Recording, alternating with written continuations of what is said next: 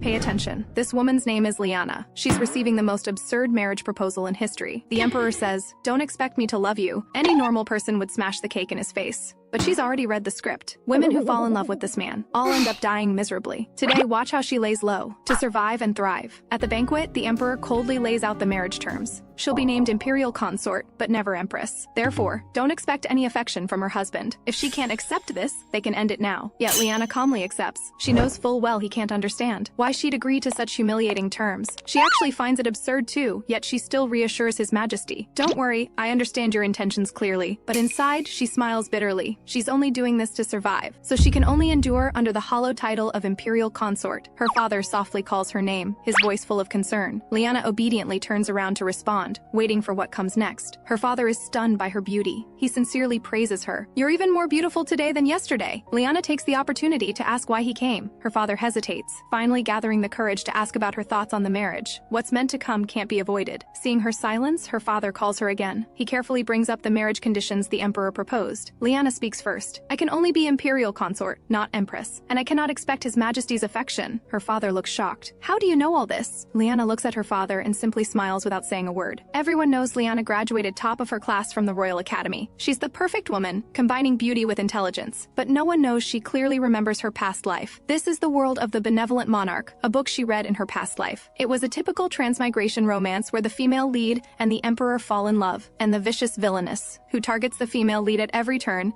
is none other than Liana herself. According to the plot, the emperor is a heartless man devoted solely to state affairs. Ministers insist he choose an empress so he can produce an heir. In the year she turns 17, the emperor finally can't stand their pestering. He proposes choosing an imperial consort, someone who won't expect his affection. Liana fits the criteria perfectly and secretly loves the emperor. But who would have thought the emperor's heart already belongs to someone else? It's an ancient legend passed down in the Plisha Empire. A black-haired, dark-eyed woman from another world with divine powers will lead the empire to prosperity and become the emperor's wife. A few years after she becomes imperial consort, the female lead will arrive and receive all the emperor's love. The original Liana, consumed by jealousy, plots to kill the female lead when the emperor names her empress. When the emperor discovers everything, he flies into a rage. He sentences her to life imprisonment in a prison at the empire's frontier. She dies alone. Liana worries endlessly about how to break free from this fate now that she's become the imperial consort from the book. Seeing her hesitation, her father offers to reject the emperor if she's unwilling. But Liana interrupts, saying she's willing to marry His Majesty. Her father is both shocked and delighted, confirming her decision once more. She nods with a smile. As long as she doesn't antagonize the female lead, she won't anger the emperor. She'll let the female lead peacefully become empress while she lives comfortably under the title of imperial consort. Her goal isn't to win the emperor's love, but to live a peaceful and free life. 1 year later, in the spring of imperial year 970, a maid gently informs her that everything is ready. They can't help but exclaim that Miss Liana will surely be the most radiant today. On the wedding day, everything felt like a dream with no sense of reality. Even now, she never imagined she'd actually be marrying that emperor. Ever since awakening her past life memories, she's lived in constant fear. Her fear isn't the emperor's cold indifference, or that he'll eventually fall in love with the original female lead. What truly terrifies her is the original ending, the tragic fate of being sentenced to life imprisonment by him. Fortunately, she has no feelings for the emperor. Perhaps she can rewrite the ending. A maid softly asks if she's feeling unwell. Liana snaps out of it, saying she just felt a bit dizzy. Then, as the herald loudly announces Imperial consort Liana's entrance, she makes up her mind. She will live a peaceful, happy, and free life here. The emperor reminds her expressionlessly that she's late, but he quickly moves on. The whole thing won't take more than a minute anyway. Liana freezes, wondering if she heard wrong. A royal wedding won't even take a minute? She doesn't know how to react for a moment. Though the herald looks bewildered, he still announces the start of the vows. He proclaims that Liana is officially appointed as the emperor's consort. That's it? Liana panics inwardly. Even though she was mentally prepared, such carelessness still leaves her speechless. Guests gossip about the perfunctory ceremony. The two clearly look well matched. They don't understand why Liana would agree to such a marriage, their tones full of sympathy. Liana pretends not to hear. She knows the emperor can't understand her choice either. Then someone loudly greets the emperor. The emperor looks up and recognizes Raymond. The two exchange pleasantries. Raymond responds with a smile. For His Majesty's wedding, he'd come from anywhere to offer congratulations. Liana is puzzled. She's never heard of this person. The emperor reminds him not to leave the frontier for too long. Raymond dismissively says there are plenty of capable ministers at the frontier to cover for him. Liana is certain he wasn't in the book she read in her past life. Her memory has always been clear. Raymond bows to Liana and introduces himself as Raymond E. Plitia. Plitia is the royal surname. Liana immediately realizes But why would a royal family member be stationed at the frontier long-term? Liana suppresses her confusion and politely thanks him. She wonders if the world line has quietly changed after her transmigration. The Emperor in the original story was just as aloof, focused only on work, but there was no mention of the Emperor having brothers or friends. Did she remember wrong? Just then, the Emperor suddenly calls out to Liana. He invites her to dance a waltz. Liana quickly declines, saying he doesn't need to do this for her sake. The Emperor's gaze turns cold. He states bluntly that it's not for her sake, but only because of the eyes of everyone present. Liana nods in understanding and respectfully accepts the Emperor's invitation. She never expected the Emperor's love, nor does she covet the Empress's position. She just wants to live well. 1 year after becoming Imperial consort, a maid rushes up from behind, calling out to the Imperial consort. Hearing this, Liana turns her head. Paul also turns, his face full of vigilance. This scares the maid into screaming. The maid nervously apologizes and runs away. Paul asks helplessly if she apologized because she was too scared. She laughs and teases that anyone would want to run away seeing his expression. Paul quickly emphasizes that he's the knight commander personally appointed by His Majesty. Liana raises an eyebrow and asks if anyone wasn't scared when they first met him. Paul answers without hesitation. "You, Your Highness." Liana immediately protests. "I was clearly crying and making a fuss." Paul suddenly asks if she still remembers their first meeting. Liana pauses. "That was a year ago, wasn't it?" Back then, the maids all screamed in fear, but Liana remained exceptionally calm, asking where the guard was. Paul appeared in his armor and introduced himself as Paul Lightwin. From then on, he'd be responsible for her safety. Liana looked at him and couldn't help but exclaim, "Such a cute name, but such a fierce appearance. How fascinating." That frank amazement left a lasting impression on Paul. Liana is lost in memories. Paul calls her several times before she snaps out of it. He immediately presses on. "You weren't scared at all back then, were you?" Liana stubbornly insists. She almost fainted. She swears to Buddha it's true.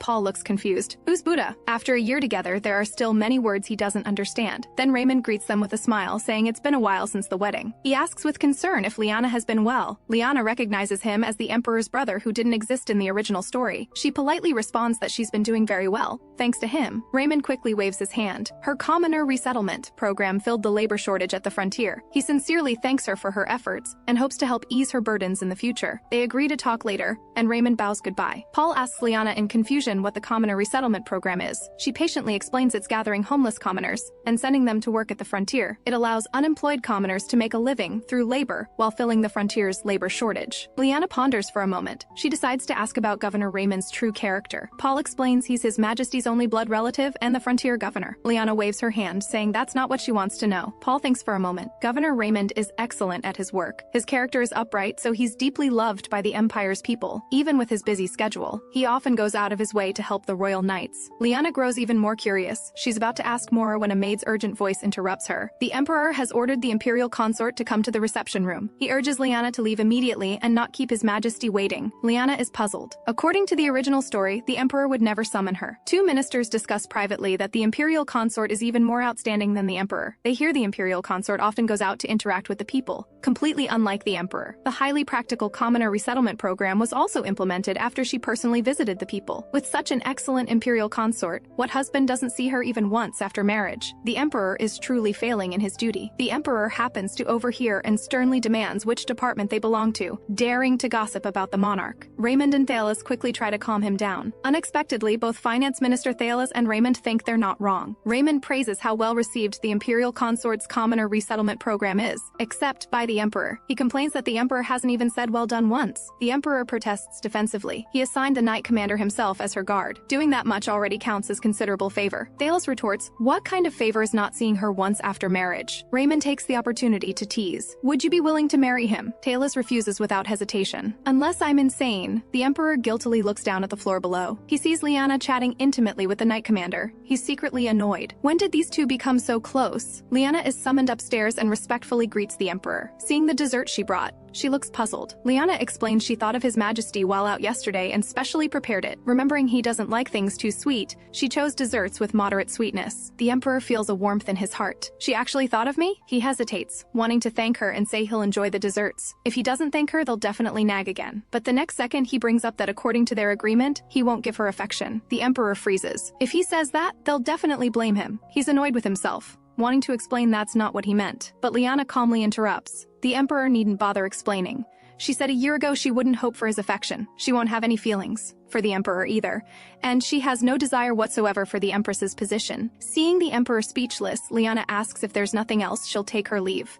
The Emperor is somewhat at a loss and only nods, allowing her to leave. He stares blankly at the things on the table. A voice suddenly comes from behind. "Cake is for eating, not admiring." The Emperor turns and asks when Thalos came in. Thalos replies he came in when Her Highness left. He teases deliberately. "Your Majesty doesn't know how to eat cake, does he?" The Emperor's face darkens. He warns him not to take the joke too far. It's not that he doesn't know how to eat it. He cuts a piece of cake and tastes it. The Emperor can't help but marvel. This cake is absolutely delicious. Though sweet, it's not cloying at all. The texture is perfect and hits the taste buds just right. Remembering that Liana specially chose it for him, he feels somewhat moved. This thought lingers, making him strangely concerned. Seeing his expression change, Thalos asks if he doesn't like it and offers to get him a new one. The Emperor quickly denies it. He says urgently that he actually finished it all. Thalos looks surprised, not expecting him to eat it so cleanly. The Emperor can't help but ask if the Imperial consort only prepared this much. Thalos informs him that Paul also prepared a cake. He immediately refuses, saying Thalos can take it if he wants it. Thalos suggests he could prepare a similar flavor, but the Emperor says none of those suit his taste. Thalos's gaze turns playful, deliberately drawing out his tone. "Your Majesty wouldn't only want to eat what Her Highness prepares, would he?" The Emperor can't believe he'd ask such a thing. He hastily argues that the quality of the cake has nothing to do with who brought it. Does food quality change depending on the person? Thalos continues pressing, asking what he thinks of the cake the Imperial consort brought. The Emperor casually responds that it's good. Thalos rubs his forehead helplessly and asks what his inner feelings are, aside from the taste. The Emperor ponders for a moment. He hesitantly mentions a strange warm feeling in his heart. The cake is clearly cold, yet his heart feels unusually warm. He murmurs to himself, finding this feeling more and more incredible the more he thinks about it. Thalos instantly understands. The Emperor changes the subject, asking with confusion when Liana and Paul became so close. He wonders if he should remind Paul about this again since he already mentioned it before. Thalos speaks frankly. "Your Majesty, you don't understand what your heart wants at all." He advises the Emperor to experience for himself what that emotion truly is. In the garden, Paul hesitates, saying he can't accompany Liana for afternoon tea anymore. Liana is puzzled. Is he returning to the Knights? Paul denies it, but hesitates, unable to give a specific reason. Liana sharply senses this and asks if it's the Emperor's order. Paul quickly waves his hands, insisting His Majesty didn't say it explicitly, and stammers that he needs to go train. Liana looks displeased and complains about his evasiveness. She's certain it's the Emperor interfering, and can't help complaining it's too much. Who she has afternoon tea with is not the Emperor's business. Even if he's His Majesty, he has no right to interfere with her social life. She wonders what exactly the Emperor told Paul to make him so anxious like this. Paul hesitantly asks if something happened between her and the Emperor. Liana flatly denies it. She and the Emperor have no conflict. Paul immediately catches the key point. "So you don't dislike His Majesty then?" Liana responds honestly. "I don't dislike him, but I absolutely don't like him either." Paul panics instantly. If His Majesty hears this, it's over. That's way too harsh. Suddenly the Emperor's voice rings out. He says Governor Raymond is looking for Paul. Paul's face turns pale with fright. He hurriedly greets the Emperor. Liana thinks to herself, the Emperor always only cares about work. Why would he appear here now? The Emperor says flatly for Paul to leave without worry. He'll accompany the Imperial consort. Paul is relieved as if pardoned, quickly bows, and hurries out of the garden. Liana urgently calls out to Paul. This wasn't in the original story. Faced with this unexpected situation, Liana has no idea what to say. What makes her even more uncomfortable is that the Emperor keeps staring at her. She tries to break the awkward silence, asking if the Emperor wants to try some cookies. Though these cookies are a bit sweet and might not suit His Majesty's taste, she offers to prepare other desserts, but the Emperor directly refuses, saying seriously that he has a request. Seeing the Emperor stand, she hurriedly wants to stand as well, but the Emperor gently reassures her to remain seated. The Emperor takes a deep breath and finally makes his request. May I see your hand?" Liana is baffled but still obediently extends her hand to the Emperor. So sudden and yet so solemn. It makes her feel very uncomfortable. The Emperor softly says, "Excuse me," then he places his hand on hers. She can't help but wonder why. He asks for her hand, but he's not touching the back of it, nor is he holding her fingertips. Instead, he's unexpectedly massaging her palm. She can't believe this is actually the Emperor, though she doesn't understand. The sensation in her palm isn't unpleasant. Liana thinks to herself. Since it's not uncomfortable, she might as well enjoy a free massage, but the confusion in her heart lingers. This sudden action is truly bizarre. He massages until sunset. Liana can't help but want to ask. Just then, Paul rushes over to report that Governor Raymond is looking for him. Seeing the Emperor and Imperial consort holding hands tightly, Paul looks deeply embarrassed. The Emperor turns and asks if it's urgent. He steadies himself and truthfully reports that invasion traces were found at the border. Hearing this, the Emperor tells him to continue in the office. Seeing this, Liana takes the opportunity to suggest His Majesty release her hand. Her hand has gone numb from the massage. She urges the Emperor to quickly handle state affairs. The Emperor stands to leave, saying apologetically, Excuse me. He instructs Paul to safely escort Liana back to the palace, then come to the office. Paul immediately responds affirmatively. On the way, Paul can't help but ask anxiously if he interrupted their time together. As soon as he finishes speaking, Liana punches him in the jaw, and the pain immediately shuts him up. Liana says irritably that she was afraid a bug would fly into his mouth. Then she says she's tired and urges Paul to move along. Meanwhile, in the study, the Emperor asks what they need to report. Raymond immediately reports seriously that invasion traces have appeared at the border multiple times recently. Though they seem minor, they keep recurring, raising many suspicions. However, it doesn't seem like an attack from another country. After inspecting the scene, Raymond discovered the explosives are actually one of the types of gunpowder produced by the Empire. The Emperor furrows his brow, wondering if this is internal unrest or deliberate provocation from another country. Raymond admits the possibility of another country is extremely low, since attacking the border equals declaring war. But they can't completely rule out external forces deliberately disrupting the Empire. The Emperor's expression is grave. He orders Raymond to investigate thoroughly and report regardless of the results. Raymond respectfully accepts the order, promising to handle it properly. The atmosphere in the study just eased when Paul brings up the afternoon tea at an inopportune moment. He curiously asks how His Majesty's afternoon tea with the Imperial consort went. The Emperor's face darkens. He says coldly that the tea was pleasant, but he won't have such leisure in the future. Paul freezes at these words. The Emperor impatiently waves for everyone to leave. Paul, having been dismissed, still won't give up. He immediately pulls Finance Minister Thalos aside to ask. He doesn't know if he saw wrong, but he saw His Majesty tightly holding the Imperial consort's hand. Thalos is startled and quickly scolds him for dreaming, but Paul says the Imperial consort seemed to be enjoying it. Thalos, afraid he'll say too much and cause trouble, quickly shoves a pile of documents at him. The Emperor sits alone in thought, his mind full of the sensation of holding hands just now. He even has the thought of wanting to keep holding on. This unfamiliar feeling confuses him greatly. He decides that when Thalos returns, he must ask what this is all about. Looking down, he sees Liana conversing with Raymond. A sharp pain pierces his heart. He doesn't know what this feeling is, but he's very concerned about those two. Liana returns to her chambers.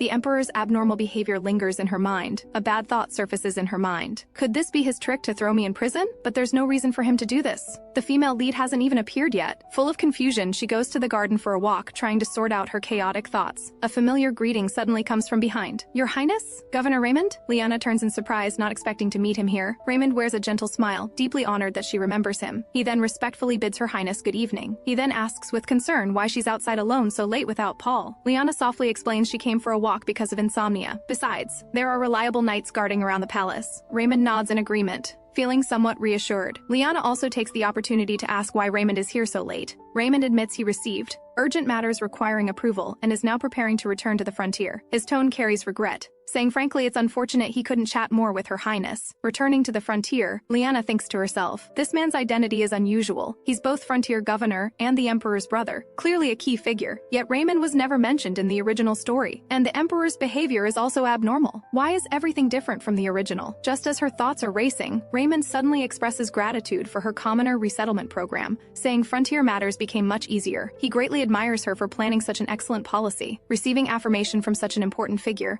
Liana is quite pleased. She suddenly remembers something and shifts the topic, mentioning many commoners bring their families. Raymond nods in agreement. There are indeed many commoners with families. Liana takes the opportunity to emphasize that children's education absolutely cannot be neglected then, because education is something every person must experience. Surprise flashes in Raymond's eyes. He then responds solemnly, telling her not to worry. They will certainly pay close attention to this matter. Liana breathes a sigh of relief and sincerely thanks him. Raymond adds further explanation. They've actually already established a small education center for the children. He promises to keep her reminder in mind, and will take even better care of the children going forward. So different, Liana marvels to herself. Completely unlike that Emperor. As soon as the thought surfaces, she freezes. Why did she suddenly think of the Emperor? Seeing her expression change, Raymond asks with concern if she's unwell. Liana quickly shakes her head, but she finds him increasingly agreeable. At least he doesn't look like someone with evil intentions. Raymond suddenly remembers and shares with her an interesting book popular in a neighboring country. It describes the Emperor from children's perspectives and is quite fascinating to read. There's such a book? Liana looks forward to reading it. Raymond readily promises to have a guard deliver it. Liana smiles and urges him to depart quickly. She promises to read the book carefully. What Governor Raymond recommended is actually a children's storybook? How unbelievable! Things are deviating more and more from the original story, making her both anxious and curious. If only she could understand these people and events more deeply. Liana suddenly realizes a key point. According to the original timeline, it's about time for the female lead to appear. 1 year later, at the border of the Plysha Empire, a sentinel reports in panic that the sentries on duty at 4 a.m. last night clearly heard a massive explosion. The sentries rushed to the sound and only saw a scene of complete chaos. Raymond furrows his brow and urgently asks if there are any witnesses. His subordinate shakes his head helplessly. No witnesses. He then asks about the response plan, suggesting whether they should search this area again. Raymond thinks another search would likely yield nothing. He orders thorough questioning of all sentries and immediate reporting of any situation. His subordinate respectfully obeys.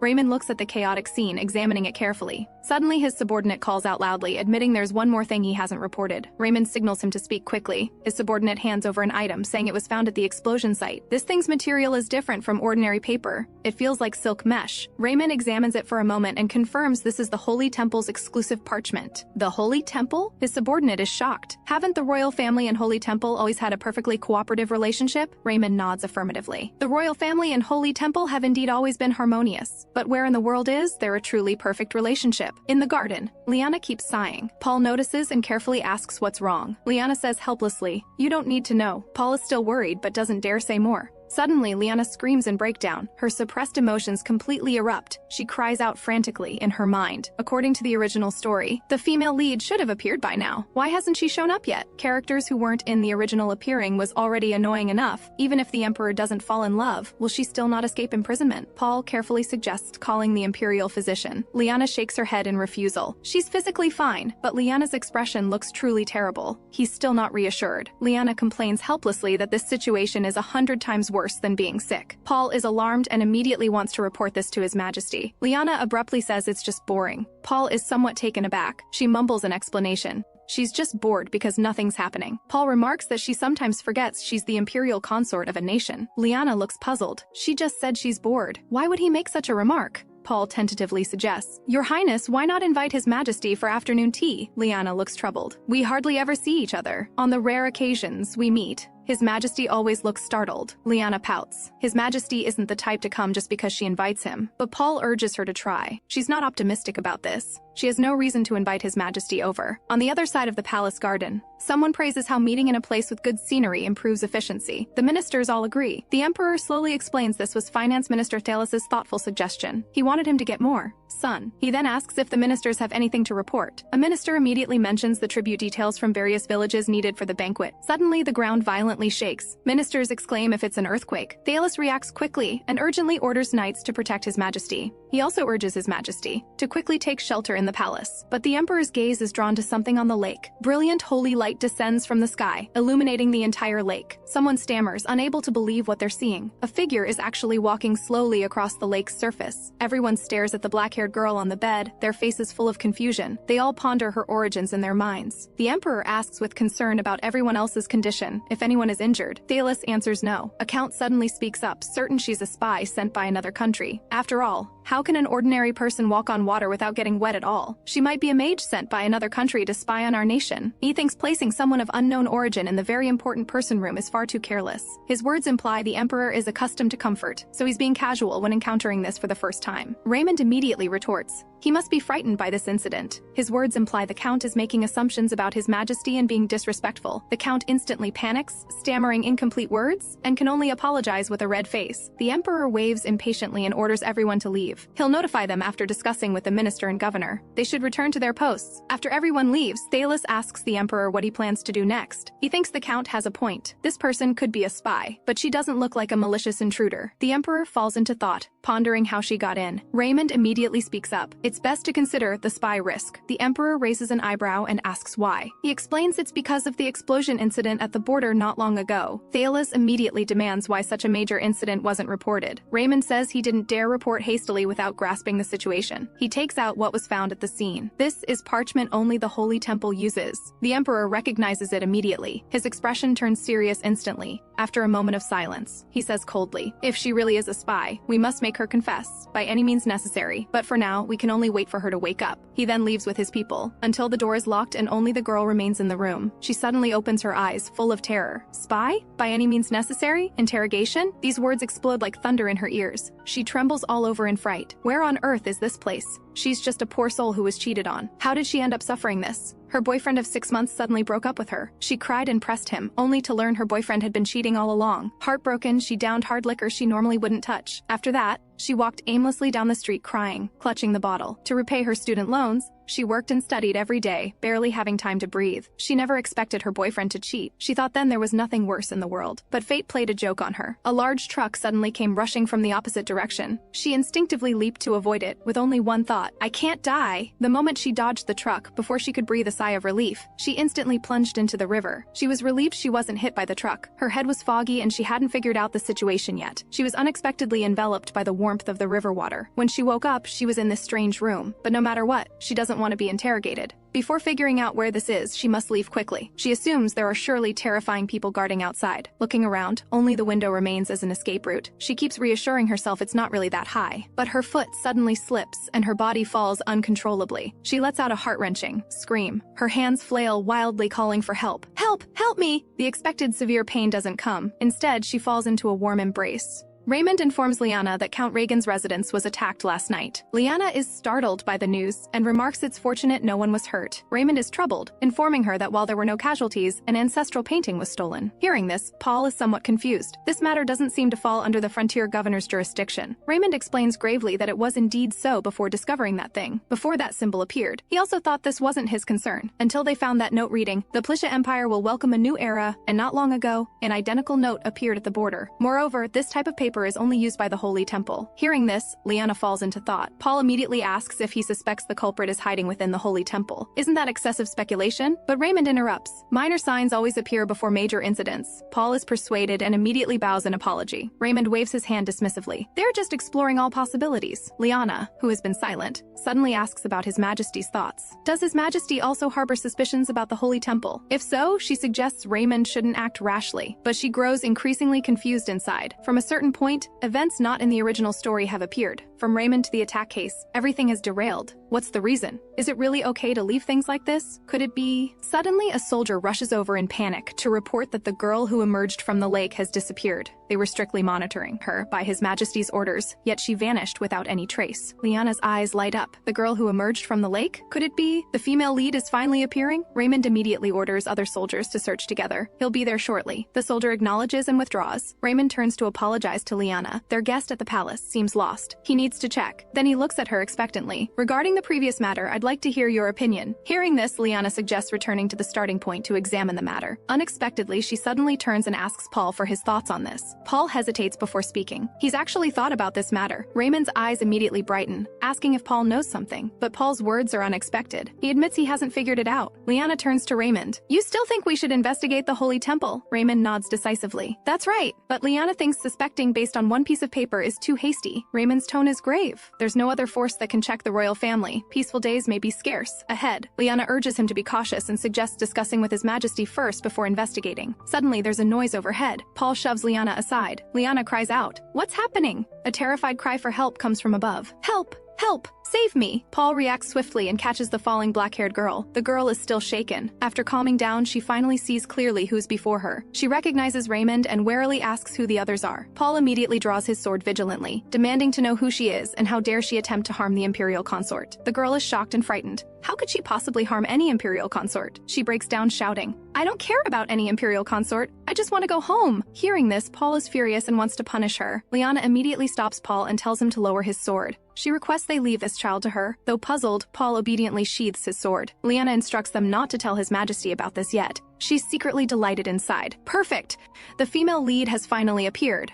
Raymond informs Liana this girl is the one who emerged from the lake. Mia trembles all over in fear. She stammers, trying to explain. How can a person walk on water? With that, she turns and runs. She turns and crashes into a wall of a person. Paul sternly demands. Her Highness hasn't finished speaking. Where do you think you're running to? Raymond's tone is also dark. I've never heard of anyone walking on a lake. Now the person herself has proven it. Mia's voice trembles as she begs everyone to spare her life. Liana immediately smooths things over, saying this is enough and complaining that Paul overreacted. She turns and says there's something she needs to trouble Governor Raymond with. Raymond responds respectfully. She says she wants to take charge of this child temporarily and requests his help keeping it from His Majesty. Raymond is somewhat puzzled. asking if Her Highness has a particular reason for doing this. Liana admits she has questions for the girl. She's curious where the girl came from and how she entered the heavily guarded royal grounds. If the Emperor interrogates her personally, she might be too scared to say anything. Raymond understands instantly and promises to remain silent. Liana softly thanks Raymond. She turns to look at the girl still trembling. She extends her hand to the girl and gently suggests, "Let's return to the palace together now." Liana cheers inwardly. The plan for a peaceful life officially begins. Mia follows Liana into the palace. Then she lets out an incredulous gasp. She can't believe what she's seeing. She keeps guessing if this is a foreign country or heaven. She's never seen anything like this in her life. "Is this a theme park?" Liana patiently answers. "This is the Plisha Empire." Mia repeats the name of the empire, her eyes full of confusion. Liana thoughtfully asks if she's hungry. If there's anything she wants to eat, just say so, though there's plenty of food prepared. If she wants something else, she can say so without hesitation. Mia excitedly looks at the table full of delicious food in the gorgeous room. She stares at Liana and excitedly asks if she's an angel. Liana smiles and denies it, introducing herself as Liana. She also kindly informs her that she'll likely need to stay in the palace for a while and can speak up about any needs. Mia looks at Liana's beauty and can't help but exclaim in admiration. She praises Liana for being both elegant and refined. Liana is somewhat embarrassed by the praise. Mia gathers courage and asks if she can call her Liana directly. Paul immediately rebukes her quietly, thinking she's too disrespectful before Her Highness. But Liana readily agrees. Mia is overjoyed and excitedly tells Liana her name is Mia. Liana nods gently in acknowledgement and then curiously asks about her background. Mia blurts out that she's from H country. Liana is stunned hearing this unfamiliar name. She immediately realizes this is the protagonist who's supposed to make the Cold Emperor fall in love. She's certainly not ordinary. Liana asks in confusion where H country is. She's hearing of this country for the first time, but she's calculating inwardly. These two must fall in love quickly so she can live a peaceful and comfortable life. Mia curiously asks if Liana has a high status here. Liana only vaguely says she's a count's daughter with connections to the royal family. Just then, Paul suddenly announces His Majesty's arrival. The Emperor's face is livid as he questions Paul. Since when did the bedroom become an interrogation room? He clearly said to send Mia to the interrogation room after she woke up. They're still not certain if this woman is a spy. He then coldly orders Paul to summon soldiers and take her to the interrogation room immediately. Mia is scared out of her wits. She drops to her knees with a thud. Protesting she's not a spy, she cries, saying she just got drunk and fell in the river and woke up here. Why are they treating her like this?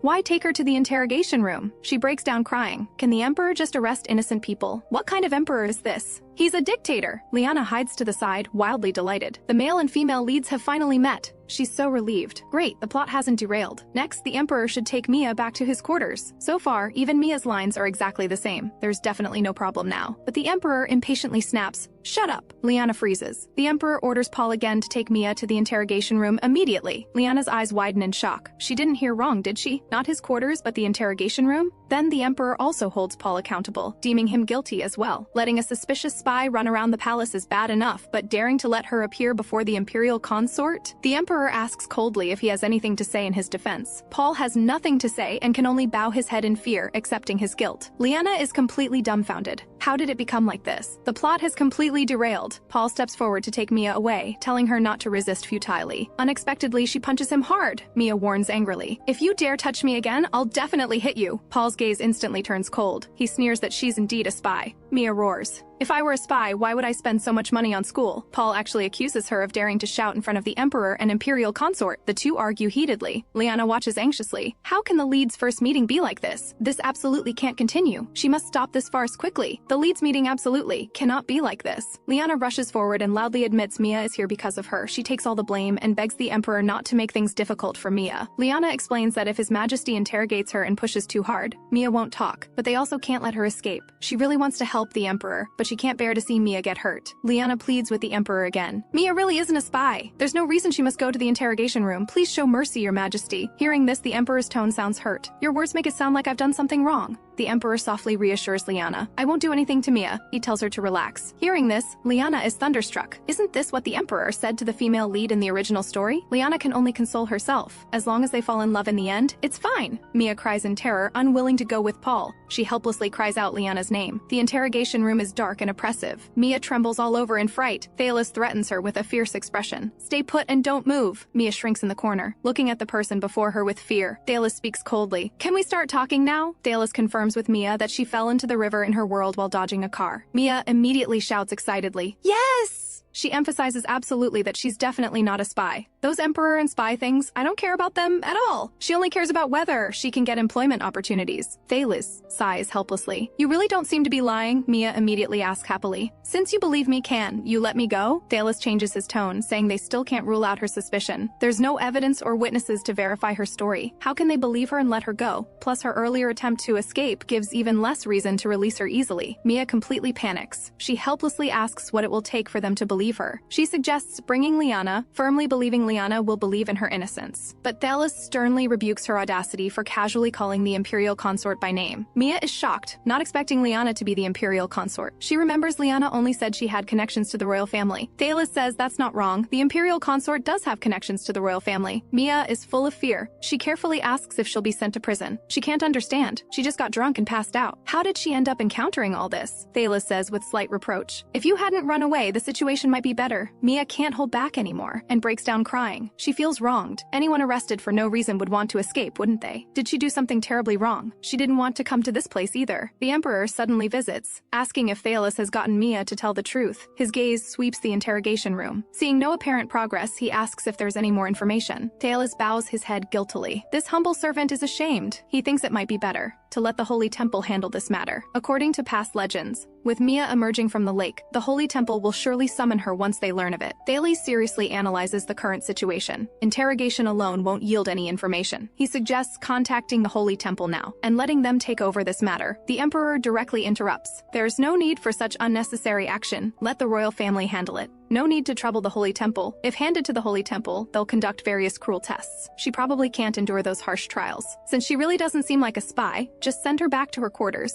Thalis is stunned. He thinks the Emperor has gone mad. If the Holy Temple finds out, they definitely won't let this go. Mia can't help but remark that the Emperor doesn't seem as scary as she imagined. Walking out of the interrogation, the Emperor can't help but recall Liana's words. She said she really wanted to help His Majesty, but couldn't bear to see Mia get hurt. She felt there was no reason Mia had to stay in the interrogation room and begged him to show mercy. His heart stirs. He guesses she must still be worried about Mia right now. He decides to tell her this good news, but just as he's about to call Liana's name, he sees Liana chatting happily with Raymond. Watching Liana's smile, his heart aches. He silently curses how irritating this scene is. Long ago, there was a monarch obsessed with work because he wouldn't listen to advice. His ministers abandoned him one after another. In the end, no one remained by his side. Liana holds the book, curious about what happens next. Raymond greets her with a smile from behind. He immediately recognizes this as the book he gave her. This book criticizes imperial governance from a child's perspective. Liana finds it very interesting. She admits she's enjoying it immensely. The moment she stands, she accidentally twists her ankle. Liana cries out as she's about to fall. Raymond reacts swiftly and firmly catches her hand. He's extremely nervous and urgently wants to summon the Imperial physician immediately. Liana quickly waves her hand, saying she's fine. She reminds him to quickly release her hand. It wouldn't be good if someone saw. Raymond finally realizes. His face instantly turns red. He bows apologetically, begging Liana to forgive his impropriety. Liana smiles and says it's fine. She reminded him only to avoid unnecessary misunderstandings. Then, a cold voice suddenly rings out. The Emperor appears behind them without warning. The Emperor addresses Raymond by name, asking gravely what they're doing here. Raymond panics and immediately kneels to apologize, hoping the Emperor will forgive his impropriety. The Emperor corrects him indifferently. He's only asking why Raymond is here, not asking for an apology without reason. Raymond reports truthfully. Just now, to save the Imperial consort who slipped on the grass, he accidentally overstepped. He knows he made a mistake and asks for the Emperor's forgiveness. The Emperor's tone is icy. Since you've committed an error, you naturally must receive appropriate punishment. Liana hurriedly speaks up to stop him, taking all the responsibility. If I'd been more careful, this wouldn't have happened. But inside, she's very dissatisfied. Why did the Emperor suddenly appear again? This is clearly the time for him and the female lead to romance. Why on earth is he appearing here and making the atmosphere so awkward? Her thoughts return. Liana solemnly promises to remember this and never let a similar situation happen again. She requests the Emperor forgive Raymond. The Emperor finally relents, allowing Raymond to withdraw without punishment. Raymond respectfully acknowledges with thanks. Before leaving, he apologizes to Liana once more. Seeing the matter settled, Liana also takes the opportunity to request leave, wanting to depart quickly. She keeps urging in her mind for the Emperor to go to Mia's side, but the Emperor suddenly speaks, saying she needn't worry anymore. Liana looks confused, not understanding what this means. The Emperor awkwardly explains he followed her suggestion and completed the interrogation smoothly and peacefully. He's also decided not to transfer Mia to the Holy Temple, but to let the royal family handle it. He thought she might be curious, so he came specifically to inform her. She doesn't need to be so afraid. Liana's heart tightens. She feels the Emperor is standing way too close. Her cheeks flush. She's about to apologize. The Emperor suddenly turns and says he'll order servants separately to inspect and repair the garden lawn. Liana is completely stunned in place.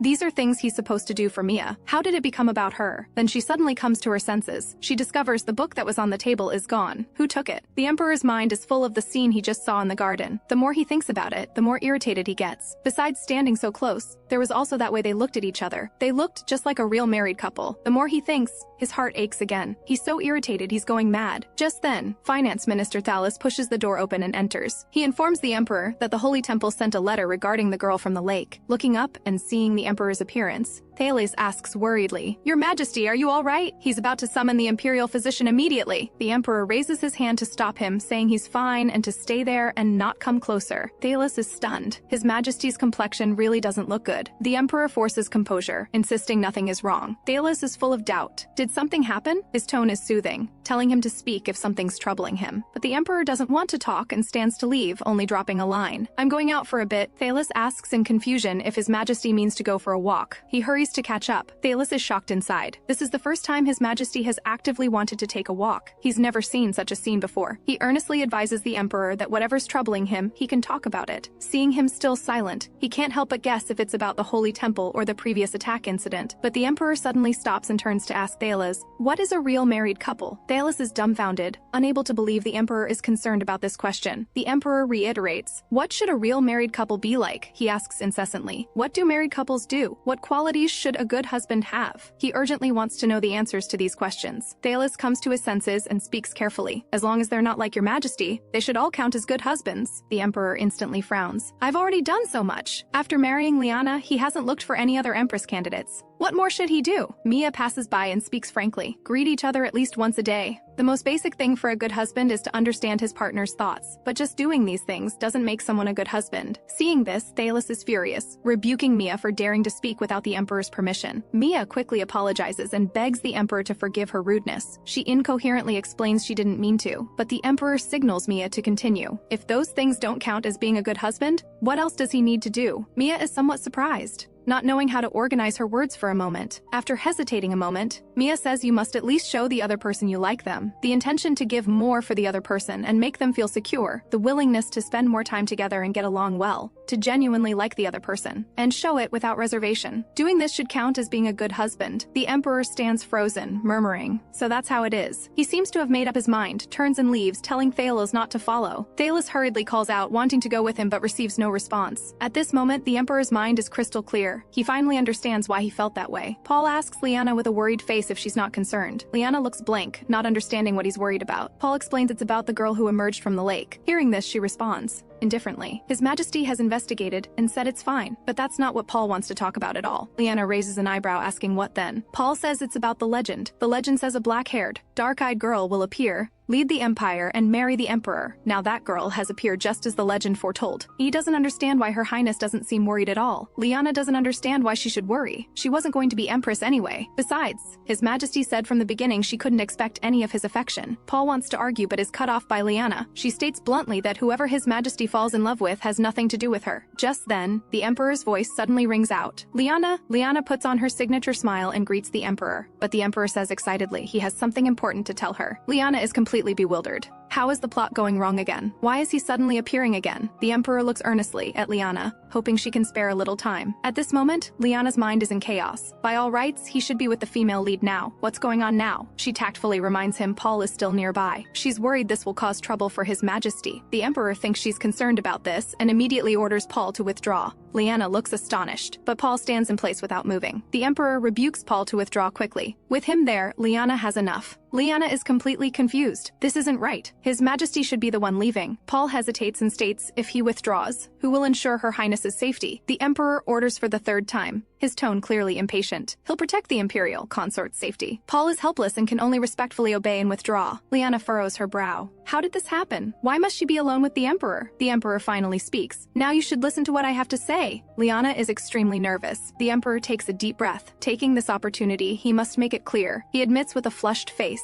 "I've always cared about Liana." Liana's eyes widen in shock. She wonders if she heard wrong. She can't help but wonder if something went wrong with the state affairs she participated in. The Emperor firmly denies. "I didn't come come to discuss state affairs. I truly care about you as a person. I hope you understand that the relationship between us is not nothing. Liana is at a loss and only replies, okay. The Emperor smiles gently and offers to escort her back. Liana politely thanks him, her heart full of bewilderment. Meanwhile, with nothing to do, Paul arrives at the familiar bakery. Sylvie is delighted to see him, thinking he wouldn't have time to come. Paul is slightly embarrassed, saying he wanted to stop by. Sylvie enthusiastically invites him in. She's about to close. His timing is perfect. Sylvie is a former royal pastry chef. Even though Paul arrived late, she still saved his favorite bread for him. Paul is deeply grateful, repeatedly praising Sylvie's thoughtfulness. But Sylvie suddenly hides the bread behind her back. Sylvie says to take the bread, he must meet one condition. That is for Paul to come to her house for dinner. Then she'll save bread for him tomorrow too. But Paul says he has stew made with meat his grandmother sent at home. He must go home to eat the stew today. He guiltily leaves with an apology. Sylvie watches his retreating figure and shows a helpless, bitter smile. She complains to herself, I actually lost to a pot of stew. Sylvie consoles herself. Even if he's dense, if she keeps hinting, he'll understand eventually. To rule the Empire's people has always relied on power to gain loyalty. Power is a force that can be cultivated, but loyal hearts need fear to nurture them. Even in times of peace, the people must have the power to protect themselves. The royal family knows this well, so they use the rope of religion to firmly bind the people's hearts. Thus, the Holy Temple depends on the royal family to obtain endless resources to maintain operations, making each indispensable to the other. Especially after the Divine Maiden descended, the relationship between the royal family and Holy Temple became even closer. This is the development so far, but it differs somewhat from the original story Liana knows. Paul accompanies Liana on a walk in the garden, remarking on the pleasant weather. But Liana is deep in thought. The original was a smooth, happy story, except for Liana's character, so there should be no reason for conflict between the royal family and Holy Temple. Plus, the female lead has appeared. Their relationship should be even closer. But that paper was clearly the type only Holy Temple priests can use. Very concerning. Seeing her silent, Paul asks worriedly if Liana is unwell. Her thoughts interrupted. Liana impatiently punches Paul, stating bluntly that he's what makes her most uncomfortable. Paul protests this is too much, not understanding what he did to upset her. Liana doesn't explain, only saying there's something he must do. Go to the public library and bring back all periodicals and magazines from the past 2 years. The library surely has a complete collection. Bring back every single one. Paul doesn't understand why not just contact the investigation agency to review them. Liana coldly rejects this. If the ministers find out and gossip, she won't be able to investigate properly. Paul understands and respectfully accepts. Liana urges that today's guard duty ends here. He should depart immediately. Looking up, she happens to see Raymond. She calls his name somewhat puzzled. Why is he here at this time? Raymond immediately bows respectfully and greets Her Highness. Liana guiltily wants to apologize for last time, but Raymond stops her. Raymond responds that the matter is settled and forgiven. Liana thinks to herself it wasn't forgiveness, but clearly a warning. Paul's gaze is sharp, asking what they were just discussing. Raymond's tone is indifferent, only saying it's an unimportant matter. Liana suddenly thinks of something, asking about the investigation progress on Kael'vis. After all, the Divine Maiden they believe in has appeared. Kael'vis will surely take action. Raymond can't rule out any possibility. They're investigating now, but there doesn't seem to be any movement. But he thinks the calmer things are, the more vigilant they must be. So he plans to personally visit the Holy Temple this afternoon to investigate. Liana is immediately worried. Going so rashly is easy to be noticed. Raymond signals her to relax. He'll visit in a personal capacity under the pretext of consulting about banquet matters. Liana thinks for a moment and suggests writing a letter for him to bring. Raymond looks puzzled, not understanding what role a letter could play. Liana explains she can inform them in the letter that the girl who emerged from the lake is safe in the palace, dispelling their doubts. Raymond is delighted and repeatedly thanks Her Highness for her thoughtful consideration. Paul anxiously interjects, asking how to handle his errand. Liana suddenly remembers and casually tells Paul to go along as well. The public library isn't far from the Holy Temple anyway. Paul is alarmed, exclaiming who will protect Her Highness. Liana is unconcerned. He's not the only one in the Royal Knights. Liana is very satisfied with this arrangement. Investigating quietly like this will surely lead to a breakthrough. Meanwhile, Mia nervously walks toward the Emperor's office. She takes a deep breath and softly asks what the Emperor wants with her. The words reach her lips, but she hastily changes them. Mia bows respectfully. "Greetings, Your Majesty." Mia stammers for a long time. Finally making up her mind, she asks if the Emperor has any business summoning her. The Emperor's silence makes her scratch her head anxiously. Mia frantically wonders why His Majesty suddenly wants to see her. A terrible thought flashes through her mind, making her hair stand on end. Could it be another interrogation? Mia paces anxiously. She really has nothing to confess. She truly knows nothing. Just as she's about to urgently protest she's not a spy, the Emperor suddenly asks her name. Mia is stunned hearing this, not understanding what this means. Seeing her reaction, the Emperor asks in confusion if she doesn't even have a name. She's full of confusion. Why would His Majesty suddenly ask her name? Her previous experiences felt terrifying, but looking carefully, the Emperor's expression doesn't look like he wants to interrogate at all. Mia suppresses her fear and respectfully says her name is Mia. Somewhat awkwardly laughing, she says she doesn't think she's ever formally greeted His Majesty. She gathers courage again and asks the Emperor's real purpose for summoning her. The more she thinks, the stranger it seems. She's the only one in the hall. If it's not something important, how could His Majesty summon her alone? The Emperor suddenly calls her name softly and steps toward her. Mia's eyes widen in shock. This is way too close. The Emperor slowly approaches, puzzled by her reaction. Aren't you called Mia? Facing the Emperor's pressing question, Mia frantically waves her hands, incoherently explaining that's not what she meant. But the Emperor persistently asks what he should call her then. Looking at the Emperor so close, she stammers incomplete words. She hurriedly pulls back and stutters that her name is Mia. Mia is in complete disarray. She doesn't understand why she's reacting this way. They're just standing face to face. Yet her heart is racing like it's about to explode. The Emperor changes the subject, asking if she's decided where she wants to stay. Having her stay in the palace now is for her safety, but the Holy Temple seems to want to take her back. Mia is somewhat puzzled. The Emperor explains it's probably because of that legend. The legend speaks of a black-haired, dark-eyed woman emerging from the lake with divine powers who is also the Empire's Empress in the story. Mia is terrified. She has no magical divine powers at all. The Emperor says it's fine if she doesn't want to go to the Holy Temple. The palace will treat her as the Divine Maiden. However, even if she goes to the Holy Temple, she won't be harmed. The treatment might even be better than at the palace. But he thinks what matters most is Mia's own thoughts. He leaves the choice to her, letting her decide according to her heart. Hearing this, Mia's heart skips a beat. She can't quite explain her feelings at this moment. A strong thought grows in her heart. She wants to understand His Majesty better. Mia gathers her courage and says, I want to stay in the palace. After speaking, worried about being rejected, she hastily makes excuses, saying she's afraid leaving the palace will cause chaos. Besides, she's not some divine maiden. There's no need to go to the Holy Temple. The Emperor doesn't press further, only calmly agreeing with her decision. He says gently that he respects her choice. After leaving, Mia reflects that His Majesty isn't as terrible as she imagined. They just met, but she already wants to see His Majesty again. She wonders if this is too greedy. Just then, Thales suddenly asks if she's going back. Mia is startled and trembles.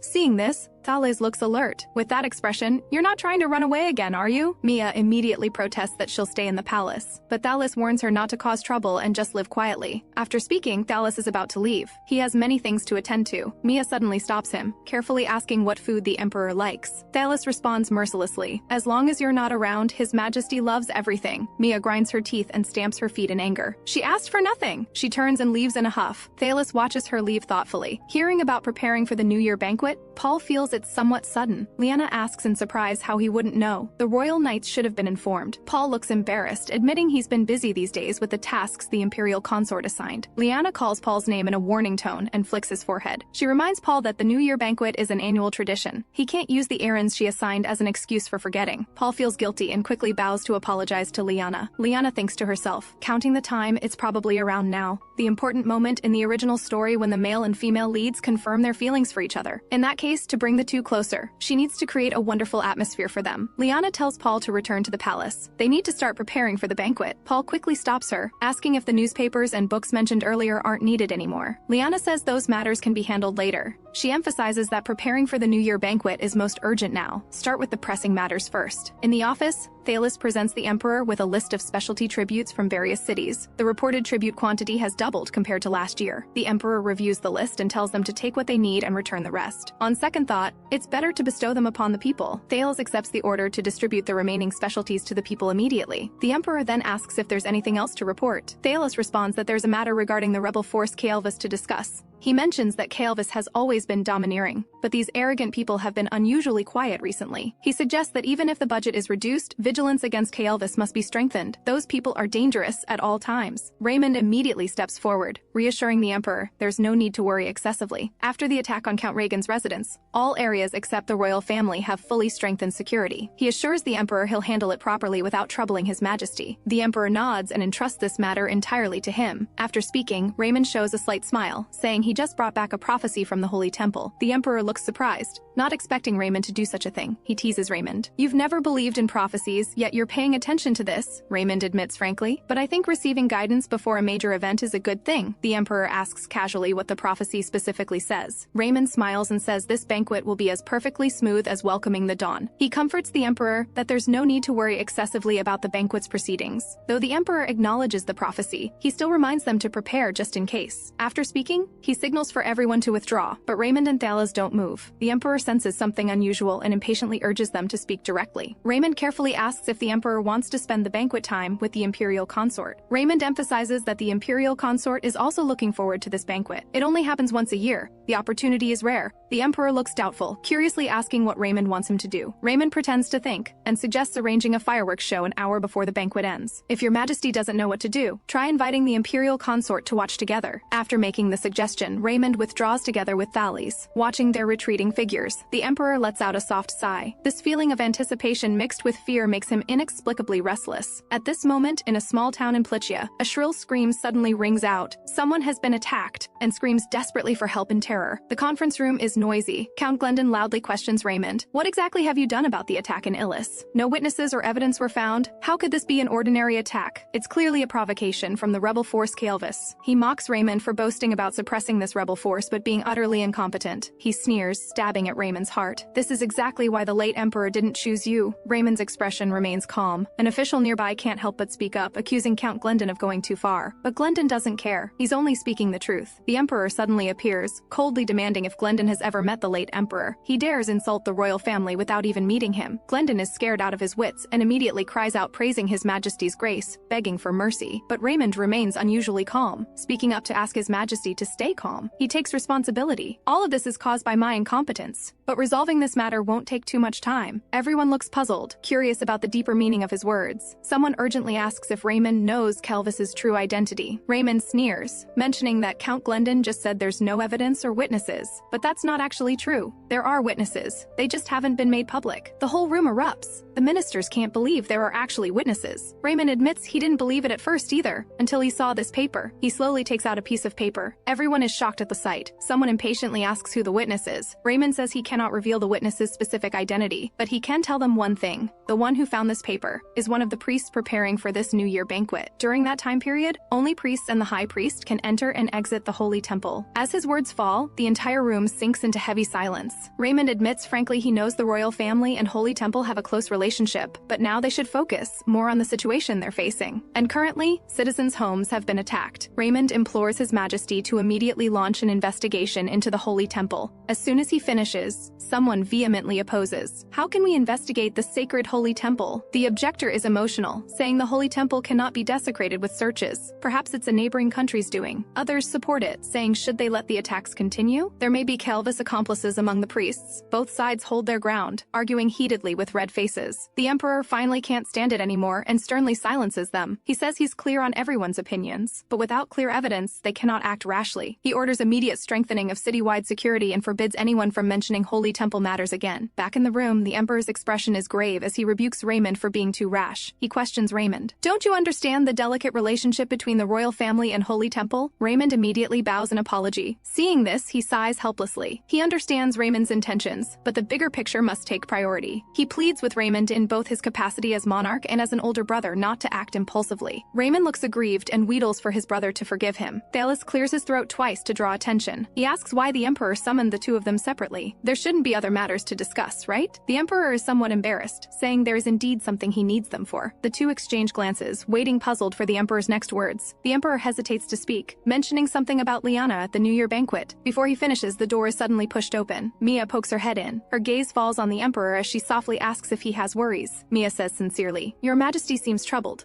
I can't just ignore it. So, just as Your Majesty helped me, I hope I can help Your Majesty too." But as soon as she finishes, Thalas immediately rebukes her for her audacity. Mia freezes in fright, asking guiltily why he's like this. Thalas speaks sternly. "How dare you barge in without His Majesty's permission?" Mia protests she only wanted to help, but Thalas sneers, telling her to just mind her own business. Mia is furious, asking Thalas what exactly she did wrong. Thalas says seriously, "First, you barged in without His Majesty's permission." Then he asks her back, "Where does His Majesty look troubled?" "His Majesty looks perfectly normal. He doesn't need you to meddle," Mia stammers anxiously. "I just thought His Majesty had something he needed to discuss." Empress, Thalos repeats impatiently, telling her to mind herself. Raymond on the side quickly steps forward to smooth things over. As the Divine Maiden candidate, she wouldn't do this intentionally. Then he pulls Thalos to bow and withdraw. The Emperor wonders why they're leaving so quickly. Raymond explains there are some matters to handle. Before leaving, he specifically wishes His Majesty well, hoping he and Liana will have a wonderful time. These words pierce Mia's heart like needles, making her face turn pale instantly. Seeing this, Thalos pulls Mia to leave together. Seeing her reluctance, Thalos asks gravely if she still wants to stay here. Mia stubbornly says she hasn't heard His Majesty's troubles yet. Thalos finds her utterly unreasonable. Just as the two are at a standoff, the Emperor suddenly speaks and interrupts them. Thalos looks confused, not understanding what His Majesty means. The Emperor looks at Mia, since she wants to help. Perhaps she really can't be of use. Mia looks at the Emperor guiltily, somewhat puzzled. Did she really do something wrong today? Unexpectedly, the Emperor suddenly asks if there's anything she wants. Mia is completely baffled. Why ask this suddenly? Her cheeks quietly flush. She can't help but wonder if His Majesty is interested in her. But the next second, the Emperor says he doesn't know what gift to give Liana. The smile on Mia's face instantly freezes in shock. The Emperor speaks somewhat awkwardly. I want to become the kind of good husband you mentioned before. Hearing this is like being struck on the head. Mia freezes in place. Mia knows clearly His Majesty couldn't possibly have other intentions toward her, but the dull pain in her chest makes her unable to breathe. Seeing her pale face, Thalos curiously asks if she's unwell somewhere. Mia forces a smile and hastily waves her hand, saying she's fine. She stammers that choosing a gift for Liana is somewhat difficult for her. Mia's foot slips and her body sways uncontrollably. Fortunately, the Emperor reaches out in time to steady her. Mia stammers her thanks to His Majesty, her heart racing frighteningly fast. Just then, a guard's announcement comes from outside. Imperial consort Liana requests an audience.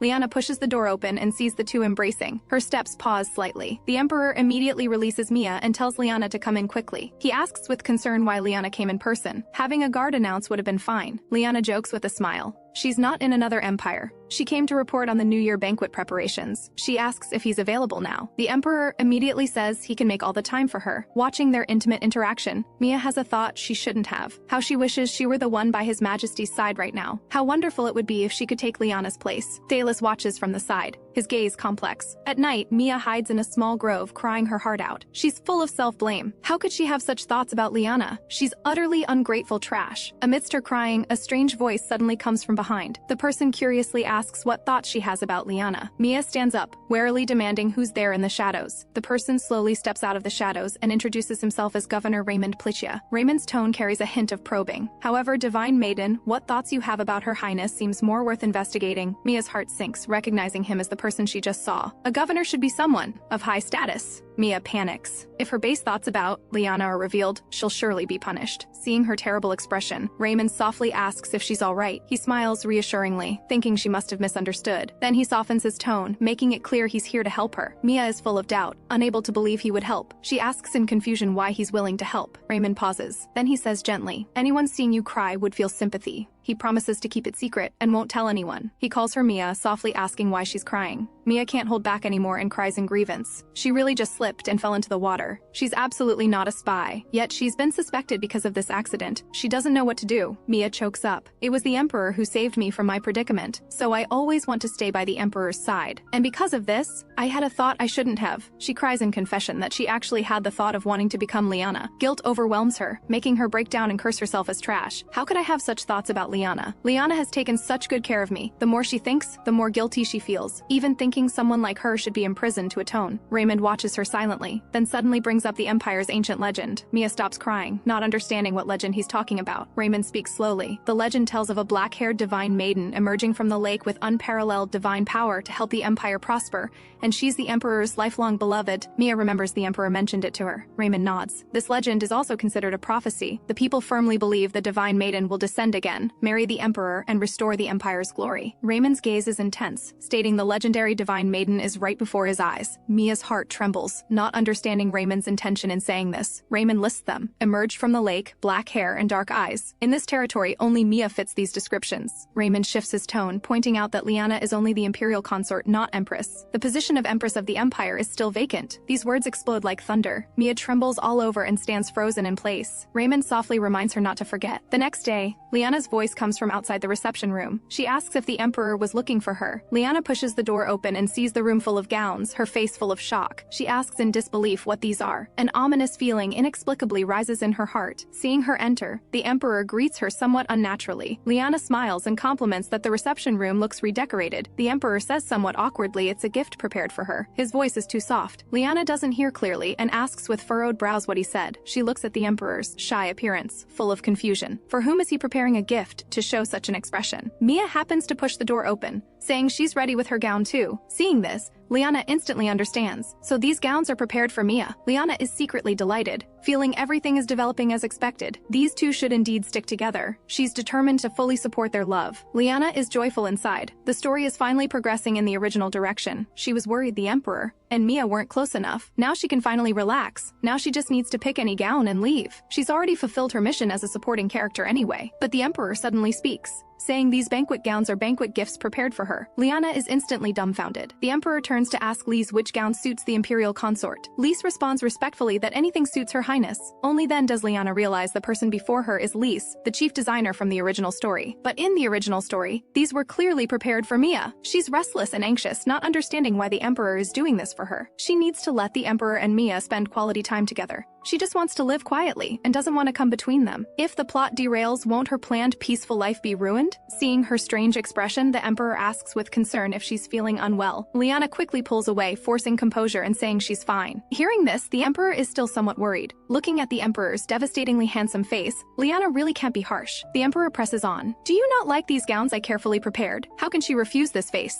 Liana quickly denies it. She praises that anything from the royal designer must be exquisite. She randomly points at one, just wanting to finish choosing quickly and leave. The female lead seems to really want her to leave, but the Emperor wants her to try it on. How can you know if you like it just by looking? Looking at the Emperor's expectant gaze, she knows there's no way to refuse. She can't help but complain, inwardly. This clearly means he wants her to try it on right now. She can only obediently go try it on. She curses the Emperor 800 times in her mind, just wanting to end this quickly. This should clearly be time for the Emperor and Mia to be alone together. After trying it on, Liana hastily says she likes this gown very much and will take this one. She urges the Emperor to pay attention to Mia. The New Year banquet is Mia's first official appearance as the Divine Maiden candidate, but the Emperor says this completely doesn't match his expectations. Liana freezes. She already tried it on. What does this mean? The Emperor speaks bluntly. The gown falls far short of my expectations. It completely doesn't match Liana's beauty. Lise is extremely nervous. She thinks it's very suitable. The Emperor questions her with dissatisfaction. How is it suitable? This gown clearly conceals Liana's beauty. Seeing this, Lise immediately switches to another gown, but the Emperor thinks this one has no distinctive features. Imported luxury silk from abroad. The Emperor is still unsatisfied. A gown the same color as the Imperial consort's hair, but the Emperor says nothing in the world can imitate Liana. Liana is utterly speechless. After changing 3 or 4 gowns, the Emperor still says none are worthy of her. Liana suppresses her anger and says the selection is about done. She tells him to care about Mia. After all, this is her first official event as the Divine Maiden candidate. He should be more attentive. Hearing this, the Emperor pauses, then instructs Lise to pick a few suitable gowns for the Divine Maiden.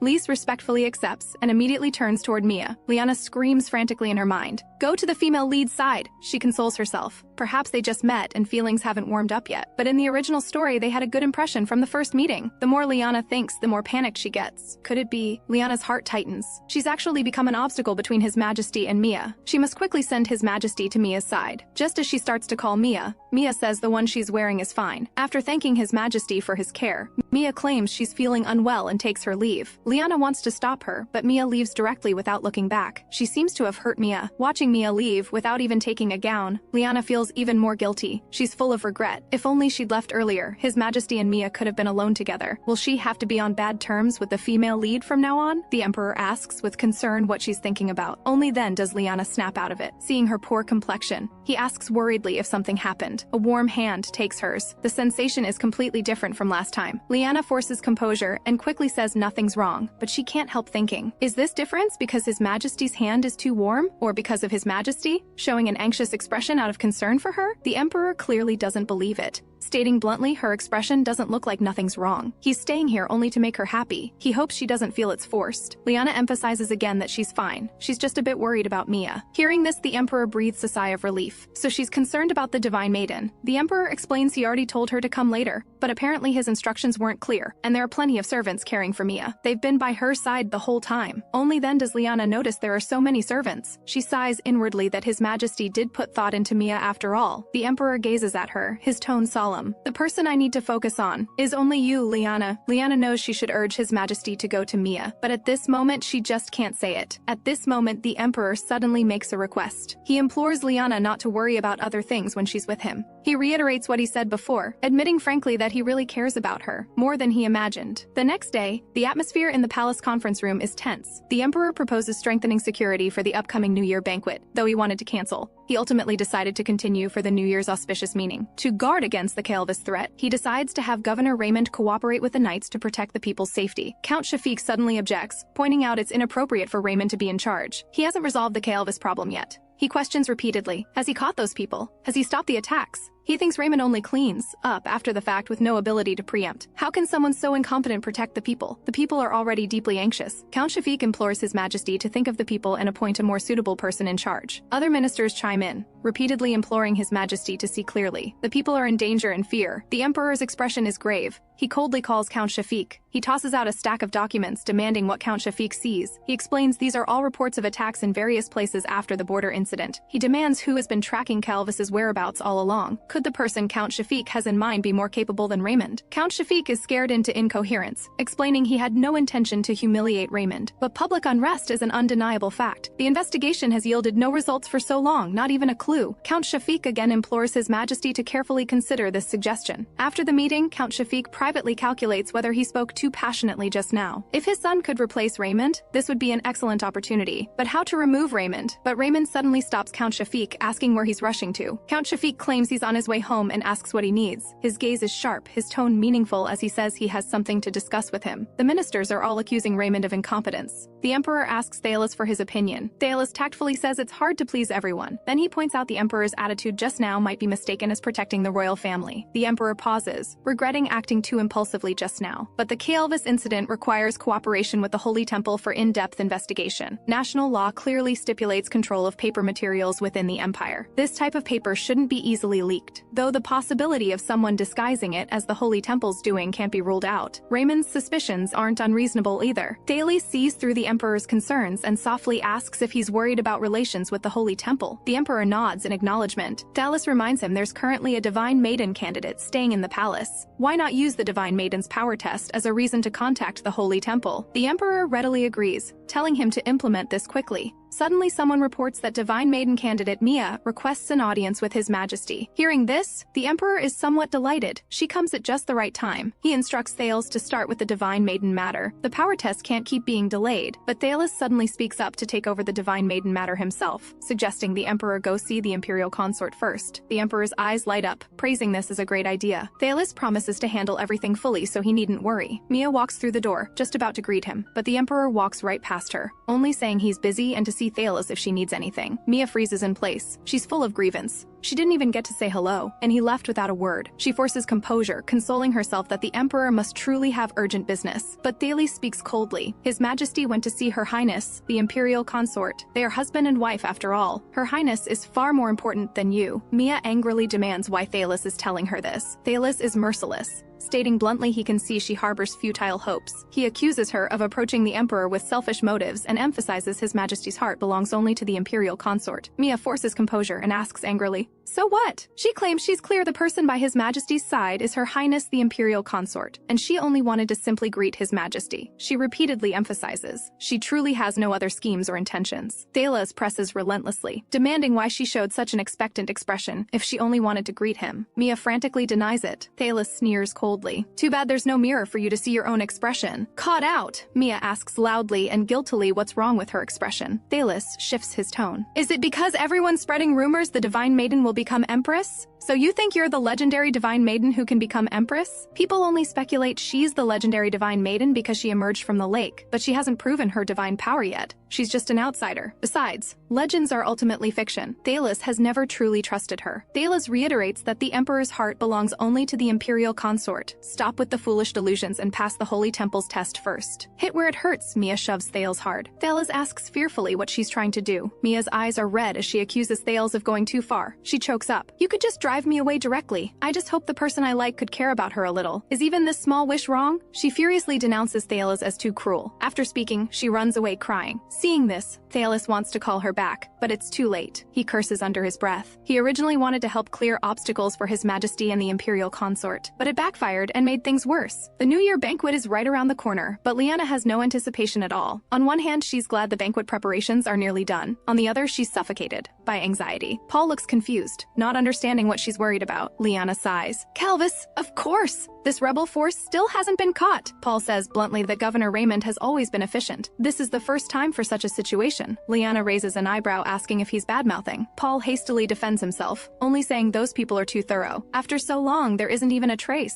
They can't even find suspicious people. Liana sighs softly. Yes, Calvis's operations are too meticulous. She and Paul searched through all newspapers and books but found nothing. Count Reagan's family was attacked. She can't help but wonder if Calvis is a spy from a neighboring country, but the Holy Temple remains silent, with no obligation to take a stance. However, she saw an article about the connection between Calvis and deposed royal family members. She can't help but sigh. There are too many strange reports. Apart from the paper Calvis left being the same as what the Holy Temple uses, there are no clues. The paper materials and manufacturing facilities are all controlled by the Holy Temple. Unless someone can freely enter and exit the Holy Temple, it would be impossible. Liana suddenly has a flash of inspiration. This means everyone who can enter and exit the Holy Temple without permission is a suspect. The High Priest, priests, royal family, and nobles of Duke rank or above. 30 priests. 4 high-ranking nobles. Starting the investigation with these people might lead to a breakthrough, but the royal family, Liana's brow furrows again. Paul is about to call her when Liana interrupts him. She asks how many royal family members there are in the Empire now. Paul freezes for a moment, puzzled how she wouldn't know. Liana threatens that if he doesn't want to get hit, he'd better speak quickly. Paul thinks for a moment. He says currently in the Empire's royal family, there are only the Emperor and Governor Raymond. Liana presses on, confirming there are no deposed royal family members. Paul nods affirmatively. Hearing this, Liana decides to start investigating others first and calls Paul to prepare to leave the palace. Just then, a familiar voice calls Liana. The Emperor suddenly appears, asking where she's going so late. Liana is full of questions. The sun hasn't even set. How is this late? The Emperor's tone is somewhat urgent. If she needs anything, just tell him and he'll have someone handle it. Liana wonders inwardly. This is too strange. Shouldn't he be looking for Mia? She still calmly answers His Majesty that nothing's wrong, but knows inside she'll have difficulty leaving the palace today. She makes an excuse about preparing banquet desserts. She'll go during the day. His Majesty needn't worry. But the Emperor's gaze at her is odd. He clearly doesn't intend to let her go. She asks directly, wanting to know what the Emperor needs from her. She calls Your Majesty twice, but he doesn't respond. Liana instantly understands. Paul is present, so it's inconvenient for him to speak. She deliberately sends Paul away to ask Sylvie about dessert preparations. It's good for him to leave the palace anyway. Paul acknowledges the order. The Emperor is somewhat pleased, asking if she's being considerate of his feelings. Liana nods, saying she noticed His Majesty minded. She signals the Emperor can speak freely now. The Emperor finally speaks, his tone carrying a hint of barely perceptible nervousness. He says slowly, "At the upcoming banquet, may I stay by your side?" Liana freezes on the spot, her face full of disbelief. Seeing this, the Emperor hastily adds that he wants to spend the banquet with her. She's completely baffled. These lines are supposed to be said to Mia. Paul arrives at the dessert shop outside the palace, only to hear Sylvie say they're closed for the day. He's somewhat disappointed. Is he late again? But she suddenly changes her tune. Sylvie enthusiastically approaches, saying if it's him, that's another matter. She invites him to come in quickly. Sylvie teases that Paul must be here for tiramisu. No wonder she didn't want to close today. But Paul is oblivious, stating bluntly that if he comes late next time, he'll just come another day. Sylvie doesn't agree. How can she let a customer she hasn't seen in so long just leave? Paul doesn't understand, saying directly just asking him to leave would be fine. Hearing this, Sylvie is somewhat speechless. She directly pulls Paul inside. Paul quickly pulls back his hand and refuses. He came today for the banquet, dessert matter, commissioned by Her Highness. He'll tell her the time and quantity needed later. Sylvie suppresses her disappointment, asking if Paul doesn't have urgent business. Staying a bit longer wouldn't hurt. Seeing Paul's expression is off, Sylvie worries if something bad happened. Paul admits frankly his grandmother is waiting at home and prepared turkey to season together, so he needs to return early. Sylvie instantly bristles. She can't even compete with a turkey! She still suppresses her anger and takes out cookies she prepared for Paul to bring back and share with his grandmother. Then she changes the subject, tentatively asking if Paul has found a dance partner for the banquet. Paul doesn't understand why he would need to dance, leaving Sylvie speechless.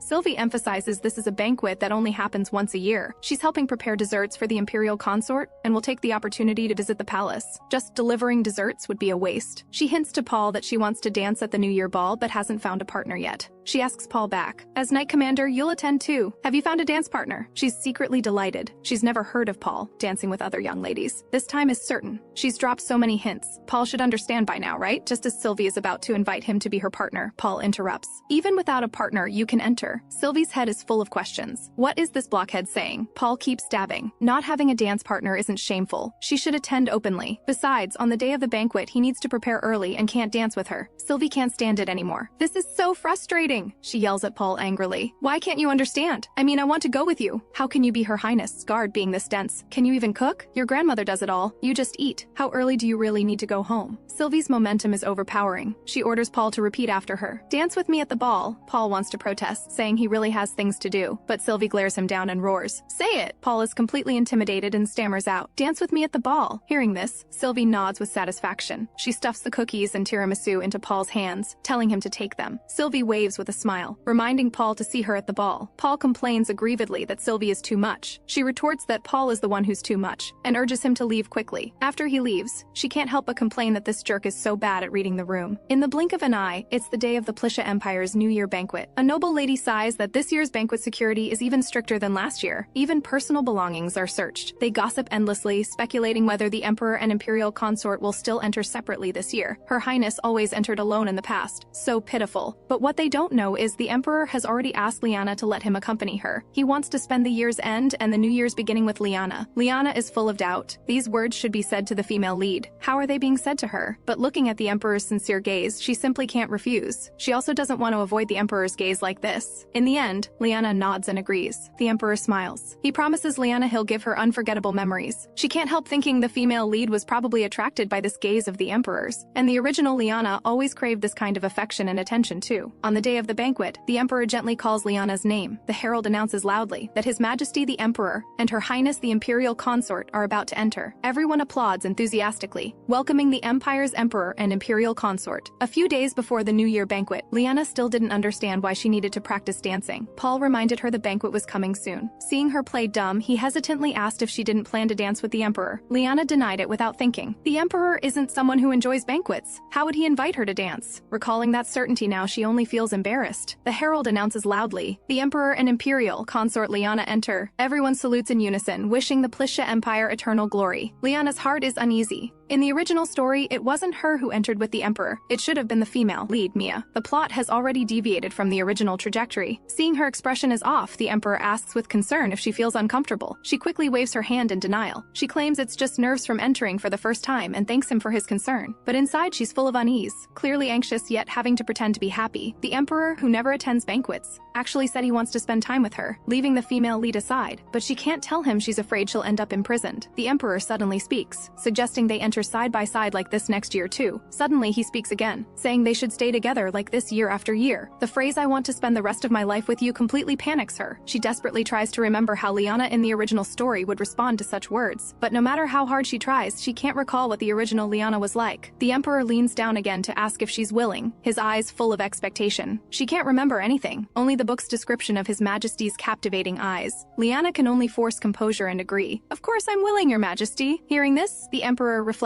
I always thought these banquets were meaningless before, but Liana doesn't think so. She believes everyone comes with full expectations. Just as she finishes speaking, she suddenly freezes. She notices the surrounding gazes becoming increasingly intense. She looks around anxiously, constantly doubting herself, thinking something went wrong. Only after seeing their outfits clearly does she understand. The Emperor deliberately wore similar clothes to match her. Seeing her flushed cheeks, the Emperor softly asks if she feels hot. Liana quickly denies it. She finally understands why everyone keeps looking at them. This matching outfit is clearly something only lovers would wear. She gazes at the Emperor's profile, just about to praise how especially handsome he looks today. A crisp "Your Majesty" rings out, breaking the moment of warmth. Mia steps forward to bow and thank His Majesty. Turning her head and catching Talus's gaze, she's so scared her speech becomes stuttered. Mia is somewhat guilty, stammering her gratitude to the Emperor. Liana's heart stings. She suddenly remembers she's not the protagonist of this story. Mia takes a deep breath. She gathers courage and asks if the Emperor can dance one dance with her. Liana on the side looks disappointed. Now that the two protagonists have met, she as a supporting character should leave. Next, they'll dance the first dance together. She'll just quietly return to Rasenka Palace. She's closer to the peaceful, leisurely days she hopes for, but Liana can't feel happy at all. Liana consoles herself. This is all psychological. After eating some sweets, she'll be fine. Otherwise,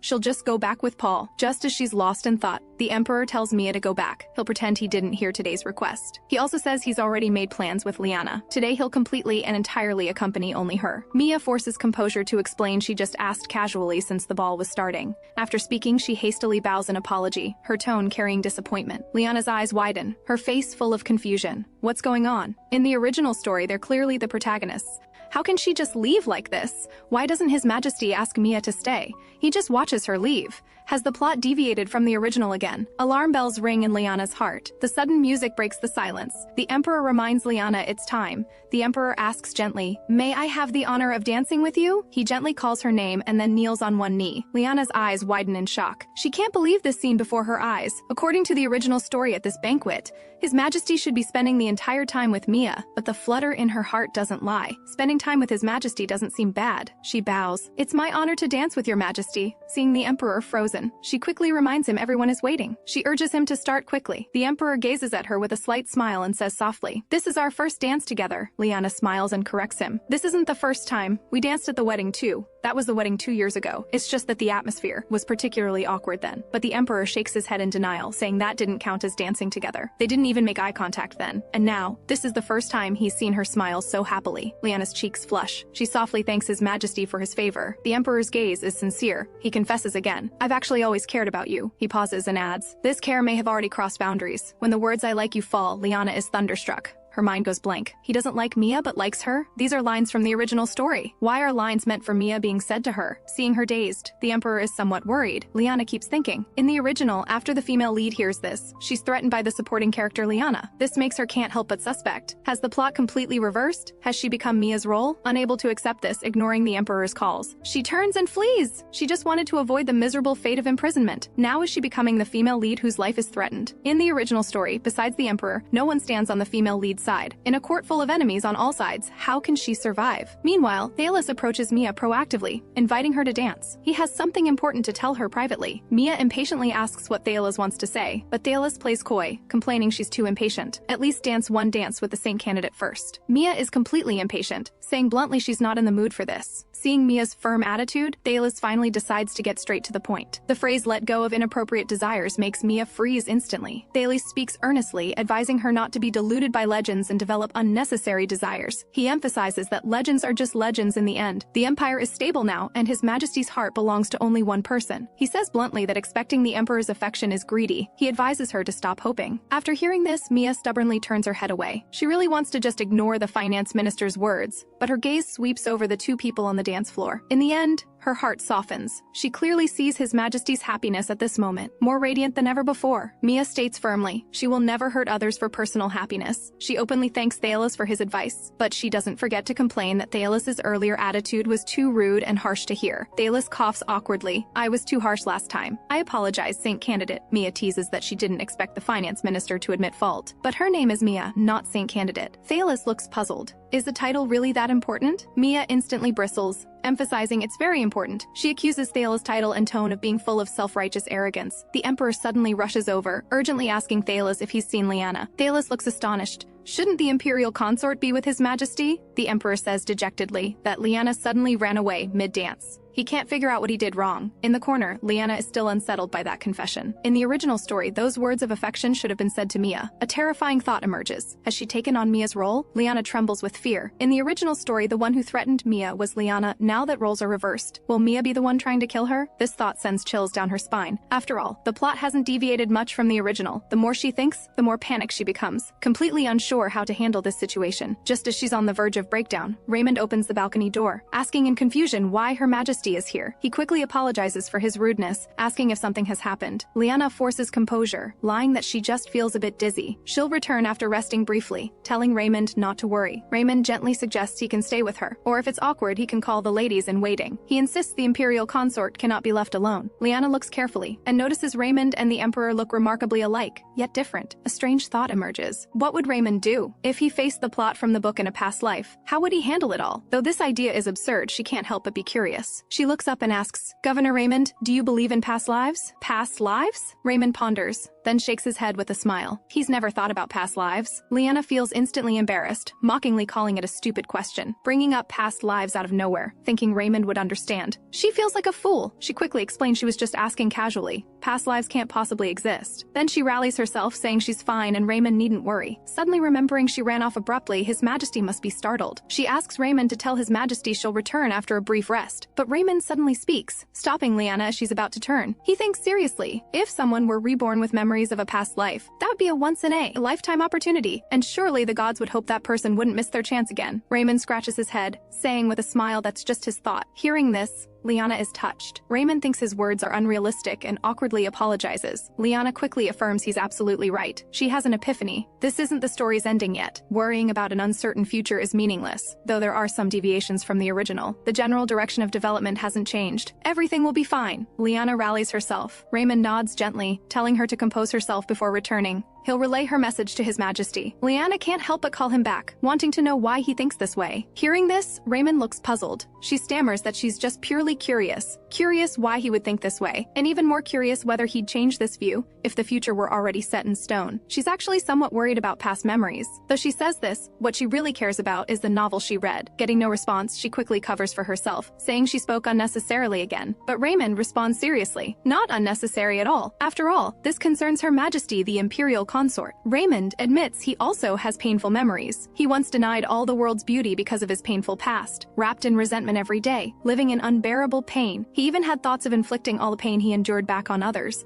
Liana is shocked. She never expected Raymond to have had such experiences. She can't help but ask what happened, but Raymond doesn't want to elaborate, saying it was just childhood confusion. Liana carefully asks if he's overcome that past. Raymond admits honestly he's still working on it, but he believes, even if the future is set in stone, there must be a way to change it. Liana's heart jolts. Raymond's words awaken her. No need to worry about things that haven't happened yet. Everything will work out. Because she already knows the original ending, she can prepare in advance. Suddenly, a bang sounds as fireworks bloom in the night sky. Raymond slaps his forehead, just remembering. He tells Liana this fireworks display was specially prepared by His Majesty for her. He urges Liana to compose herself quickly and rejoin His Majesty. As soon as he finishes speaking, an arrow suddenly cuts through the air. Raymond reacts swiftly, immediately pulling Liana to the ground to avoid the attack. Liana falls to the ground, her eyes full of terror. What's happening here? To dare an assassination on a day like this? Raymond is both shocked and furious, urgently shielding Liana and telling her to get inside. Liana feels cold all over. This plot never happened to either Liana or Mia in the original. Raymond nervously apologizes to Liana for his earlier action. He instructs Liana to stay low and not move. When he gives the signal, slowly move toward the door. Liana is already terrified, unable to understand what's happening. How did it come to this? She thought knowing the future would let her change it, but she seems unable to change anything. Is what she knows truly her fate? In the original, Liana was born into nobility and lived a carefree life. She could do anything she wanted and have anything she desired. The only thing she couldn't have was the Emperor's love. And for this she did unforgivable things. Her crimes were eventually exposed, and she was imprisoned for life. This was the perpetually unhappy ending for Liana that she knew. So to avoid this ending, she worked hard not to become the villainess from the original. Not only did she not covet the Emperor's love, she also treated the female lead kindly, trying not to obstruct the protagonist's romance. But this assault has made all her efforts come to nothing. Immersed in despair, she sees Raymond anxiously trying to bring her back to her senses, telling her to look at him. But it's useless. Liana anxiously wonders if she'll die in this assault. No matter how she struggles, Liana is destined for a tragic ending. Raymond can't take it anymore and shakes her shoulders, shouting loudly, "Your Majesty!" This shout finally brings Liana back to her senses. She looks up blankly. Raymond quickly instructs her. The attack has paused. Use this moment to get back to the banquet. He explains the attack noise drowned out the fireworks, so people inside don't know what's happening. Waiting for rescue will be difficult, so they can only save themselves. Raymond tells Liana to listen to him. As soon as he signals, move toward the door. Liana trembles with fear, not believing his actions can make any difference. She worries doing the wrong thing will make matters worse.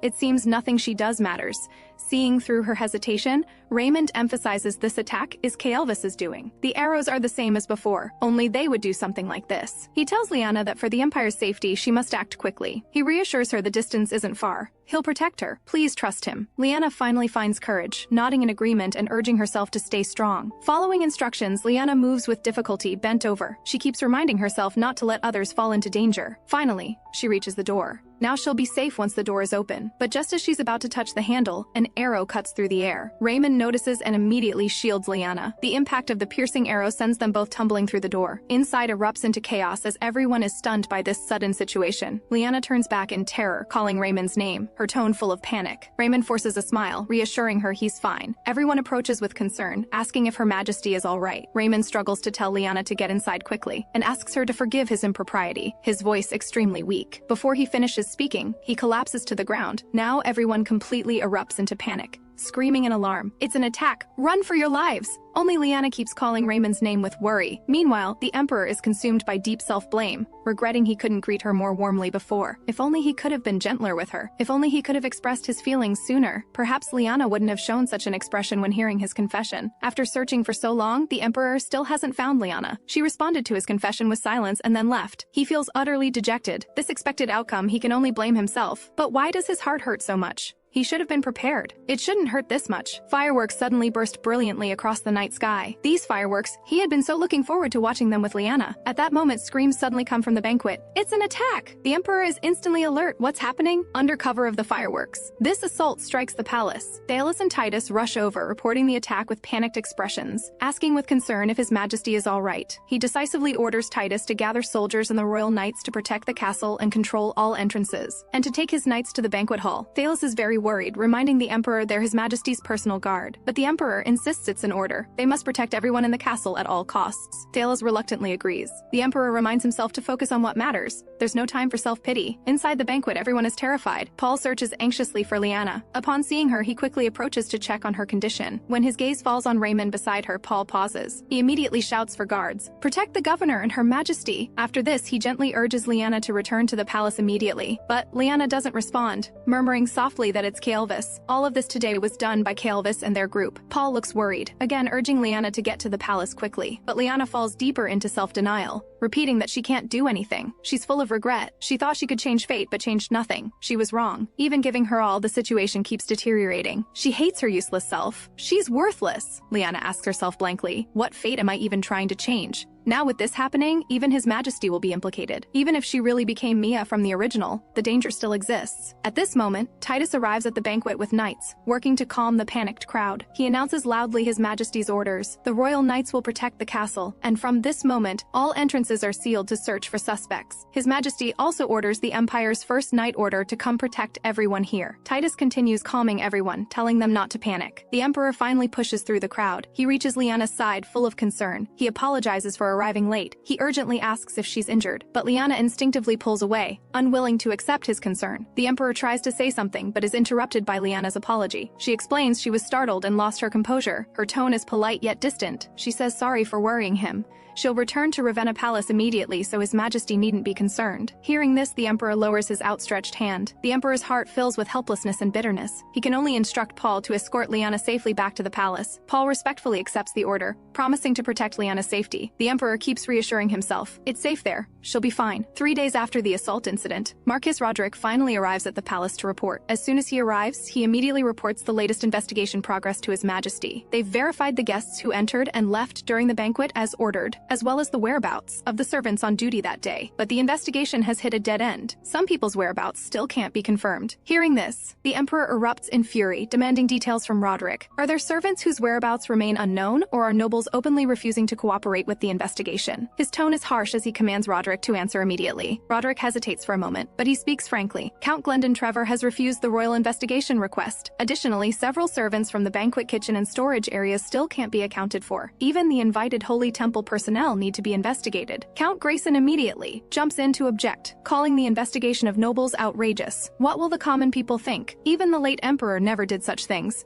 The Emperor coldly retorts, the people will only suspect nobles who refuse investigation. Rebel forces dared to attack the royal family. What right do nobles have to refuse investigation so brazenly? He questions whether such words are proper at all. The Emperor suppresses his anger and tells the Marquis to continue reporting. The Marquis quickly responds, They've thoroughly investigated Holy Temple personnel. The Pope is away on a holy pilgrimage to a neighboring nation. The high priests and all priests attended the entire banquet and never left until the incident occurred. But key evidence points to the Holy Temple. The craftsmanship and materials of this paper bearing K. Elvis's mark are only known to lower-ranking priests. Therefore, based on this investigation, they must obtain the Holy Temple's cooperation. At these words, most ministers are shocked. Will the royal family actually investigate the Holy Temple? Count Colin immediately stands up, insisting they absolutely cannot doubt the Holy Temple's loyalty. The Holy Temple has assisted the royal family since the late emperor's reign. How could they support rebel forces? But the Duke supports this. It's the only evidence source they've found. They can't refuse to investigate, just because of cooperation. Count Colin protests anxiously, questioning how he can say this when he also has close ties with the Holy Temple. But the Duke states bluntly that K. Elvis is pushing their luck, from commoners to nobles to royalty. Now even the Imperial consort and governor have been attacked. Who knows who'll be next? Count Colin remains deeply worried, fearing this will damage relations with the Holy Temple. Perhaps this is K. Elvis's attempt to sow discord. The late emperor maintained the empire's stability through the Holy Temple's power. They must proceed cautiously. Seeing this, the emperor says he fully understands the minister's concerns and worries. Despite everyone's objections, he insists on ordering a search of Count Grayson's estate. Regarding the missing servants, he orders subtle inquiries into their movements. As for the Holy Temple investigation, it will be postponed for now. This order causes uproar among the ministers. Count Grayson especially emphasizes his family's unwavering loyalty, but the emperor responds coldly. If truly loyal, he should cooperate with the investigation to prove his innocence. And they should think clearly about which matters more, noble pride or the people's safety. The emperor ignores further protests and declares today's meeting adjourned. He orders Marquis Roderick to act immediately and search the Trevor estate at once. After the hall clears, Talus broods alone, feeling the situation is getting worse. Lyanna huddles in her room, desperately trying to recall the original story's plot. In the original, without Lyanna, the Empire would achieve peace. And Mia in the original had nothing except his majesty, suffering endless torment from Lyanna. And many people helped Lyanna go after Mia. She racks her brain but can't remember. Are those people the current rebel forces? Then who has become the Lyanna from the original? Who are her supporters? What is all this for? Why are these changes happening? She never wanted to marry or bear children. She thought being Imperial consort in name only would be enough. Looking back, that idea was too naive. Now crises that weren't in the original have appeared, and she doesn't know what to do. Who can she even trust? Outside, Paul keeps knocking, worried about her. Lyanna's emotions are mixed. Though the Emperor confessed his feelings, she doesn't know if she should accept openly. At this moment, she feels lonely and helpless, wishing someone could tell her everything will be okay. Intense loneliness and fear overwhelm her, making it hard to breathe. Looking at the newspapers, assault coverage, Sylvie can't stop worrying. Though the palace assault incident has been resolved, the suspects still haven't been caught, and there's no news about Her Majesty's condition. It's so worrying. That guy Paul must be safe, she prays silently. Paul suddenly opens the door, asking if they're still open. If not, he'll come back another time. Hearing this, Sylvie's heart jumps. Without answering, she urgently asks if he's all right, leaving him flustered. Sylvie impatiently tells him to answer quickly. Paul is startled and stammers, "Why are you like this?" Sylvie is stunned by the question, then completely loses it. "He's actually asking why." She shouts furiously, "There was an attack at the New Year banquet. I was so worried about you. And you're asking why?" Paul is intimidated, stammering that he's fine, telling Sylvie not to worry about him. If he got injured, he couldn't take care of Her Majesty. But Sylvie suddenly turns away, saying there's one more person. Paul asks in confusion what she means. She suddenly hands Paul something, her tone serious. "Someone worries about you even more than I do. So no matter what, protect yourself." After speaking, she urges Paul to take it. Paul is somewhat moved, saying softly that he understands. Sylvie then asks how Her Majesty is doing now. Paul's expression turns grave. That's why he's here. Since the assault, Her Majesty has refused to let anyone near. He thought having her eat something she likes might help, but Sylvie doesn't think she's that fragile. Paul sighs. The longer he waits, the more worried he gets. If only there were someone close who could get Her Majesty to open up. His Majesty is busy investigating. The governor is still unconscious. Sylvie asks in confusion, "Isn't there still you?" Hearing this, Paul explains, helplessly. Her Majesty doesn't reject his presence, but still won't speak. If only there were someone Her Majesty feels comfortable talking to. Sylvie's eyes suddenly light up, asking if he really thinks there's no one. She knows someone like that. She pats her chest proudly. "The former royal pastry chef is right in front of you. What are you worried about?" Inside the palace, maids carrying desserts pace anxiously outside the door. They softly call for Her Majesty repeatedly, but there's still no response from inside. The maids exchange worried glances, discussing putting the food in the kitchen first, silently praying Her Majesty will recover soon. Inside the room, Lyanna curls up, her heart unable to calm for even a moment. She even thinks it might be better to just go home. home, but if that causes her family to be harmed, she feels she can't do anything, doesn't know what to do, even has thoughts of giving up on everything. As despair spreads, sudden cries come from outside, maids shouting for mercy. Liana looks confused. She didn't say anything. Paul must be back. A female voice laughs, remarking it's just like before. Paul signals her to be quieter. Hearing this, Liana freezes. She moves cautiously to the door to confirm, listening to the conversation outside. Paul keeps reminding her to be quiet. Sylvie laughs, saying dressing like this is already being careful. This voice, is it Sylvie? She can't believe her ears. Sylvie's voice comes again. She says the weather isn't suitable for afternoon tea, so she asked Paul to sneak her in. She teases that the maids all fled in panic from Paul. Liana quickly asks if it's Sylvie. Sylvie immediately responds, warmly, that it's her. She says she brought her special blend tea and fresh-baked bread. Her regular customer hasn't visited in so long she had to come herself. Sylvie coaxes with a smile. Her Majesty loves afternoon tea, doesn't she? Liana can't control herself any longer. She yanks the door open and rushes out. Sylvie immediately greets her with a smile. She teases that if Her Majesty had locked the door, she wouldn't be able to enjoy her favorite afternoon tea. Liana throws herself crying into Sylvie's arms. Sylvie softly comforts her. We're here. Don't be afraid. Marquise Roderick announces the results of investigating Count Grayson's household. No traces related to Kaelvis were found. Instead, they discovered Count Grayson's hidden items, large quantities of gems and precious metals. Therefore, they confiscated the irregular items and imposed fines. The hunt for rebel forces is back to square one. Such forced investigations have caused dissatisfaction among ministers, and because Count Grayson was investigated, Count Colin was also implicated. Rumors spread through the streets. Governor Raymond hovers between life and death, and public sentiment wavers. Worse, rumors spread wildly that Kaelvis will soon completely conquer the palace. A minister questions. In this situation, the governor found nothing and collapsed instead. Shouldn't he be held responsible? The emperor disagrees. What matters most now is catching the rebels and calming the panicked people. He orders Roderick to thoroughly investigate those servants' associates and strengthen patrols. As for the Holy Temple matter, he'll visit personally.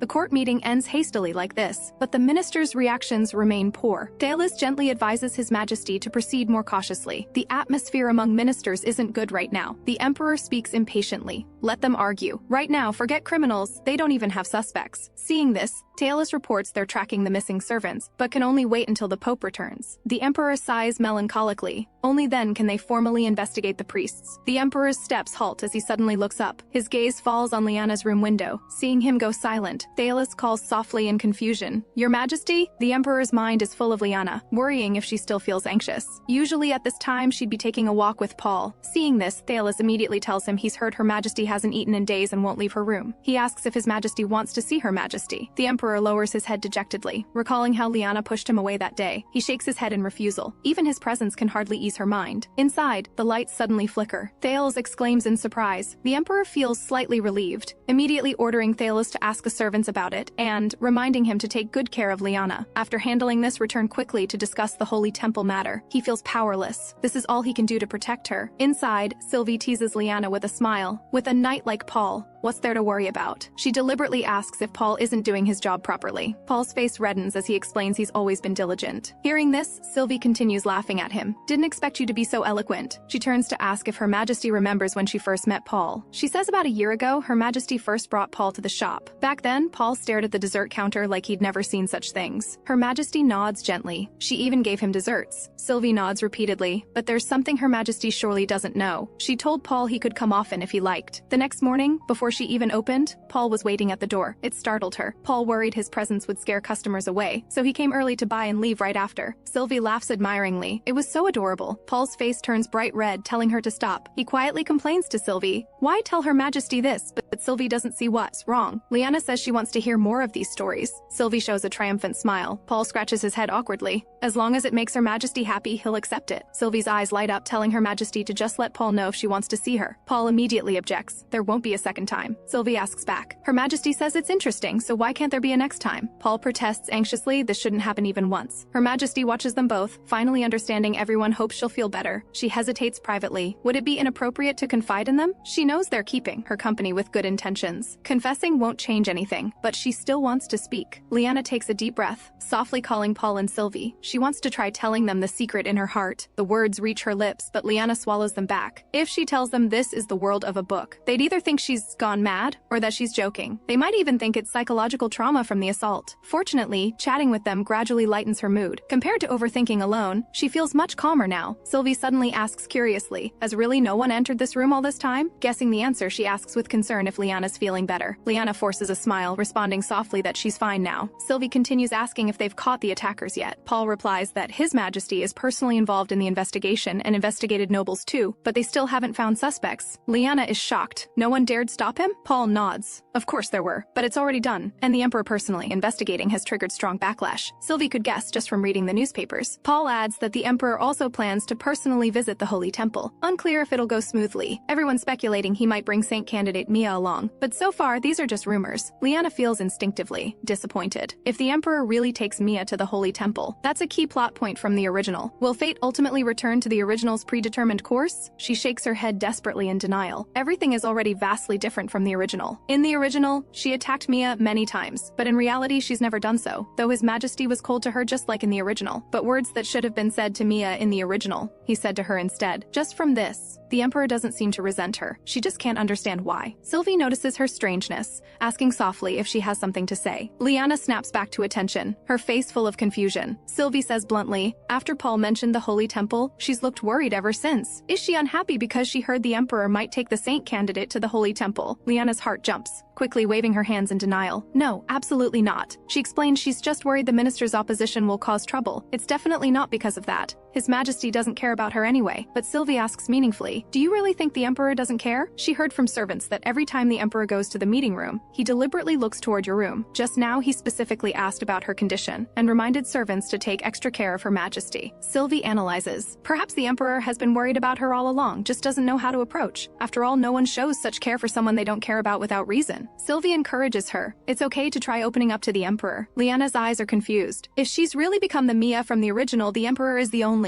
one Mia could trust unconditionally. If so, staying by the Emperor's side might be the safest choice, but would he be willing? After leaving, Paul is relieved Her Majesty seems happy. Sylvie says smugly she knew it all along, but Paul still looks worried. Sylvie asks in confusion what he's still worried about. Paul looks guilty, saying he seems to have said something to Her Majesty he shouldn't have. As soon as the Holy Temple was mentioned, Her Majesty's expression changed. Sylvie suddenly realizes. She falls into brief contemplation. She comforts Paul. That wasn't saying the wrong thing. Rather, it was an opportunity. Paul doesn't understand what she means. Sylvie looks at the leaf on his head, suppressing laughter as she explains. Perhaps those words reminded Her Majesty of something she'd overlooked. As she speaks, she reaches up to remove the leaf from Paul's head. Sylvie asks back, didn't you notice? You can tell from Her Majesty's expression. Paul remains silent, his face full of confused helplessness. Sylvie sighs helplessly. How could he possibly understand? He doesn't care about anything except food. Paul's cheeks flush uncontrollably as he thinks to himself. She was too close just now. Thalos presents the Holy Temple priest roster. He goes through the list. The Pope, 3 high priests, 5 bishops, and 22 ordinary priests. The Emperor looks down at the documents, confirming if the Pope is away from the Holy Temple on a holy pilgrimage. Thalos responds respectfully. Yes. Hearing this, the Emperor decides to visit under the pretense of bringing the Saint candidate, while also discussing the assault incident. He sees that the Holy Temple also desires to meet the Saint candidate. If he brings her, they'll surely agree readily. This move might break the rumors of discord between the royal family and Holy Temple, but the Emperor knows well that these actions alone can't appease the people and ministers. Investigating noble estates has triggered massive backlash and rampant rumors. Thalos believes calming public sentiment is most important now. The Emperor muses that ministers will probably argue for a while longer. As he ponders countermeasures, a servant suddenly announces that Imperial consort Liana requests an audience with His Majesty. Seeing the Emperor suddenly stand up, Thalos calls softly in confusion. Your Majesty? The Emperor murmurs to himself. Unable to believe Liana actually wants to see him of her own accord. His heart overflows with joy, unable to tell if it's a dream or if he's floating from euphoria. No wonder the sky is especially clear today, and the breeze especially refreshing. Hearing this, Thalos looks speechless. But then remembering she hasn't eaten in days, he hurries to notify servants to care for her, then quickly tells servants to report he's coming right away. He's extremely nervous. When he sees her, he should first ask about her health, whether she's eaten, and if she's sleeping well. Seeing this, Thalos quickly speaks up, telling the Emperor to go see Her Majesty without worry. He'll handle the Holy Temple matter. He wants to say more about the Emperor's worried expression, but the Emperor has already run off excitedly. Before leaving, he tells him to record Liana's visit in the palace records. Thalos looks troubled. Palace records can't document such things. Meanwhile, the royal knight politely informs Liana to wait here briefly. Liana thinks to herself, staying by His Majesty's side is indeed safe. All along the way, the palace security is tight, completely different from Ravenna Palace. Just as Sylvie and Paul said,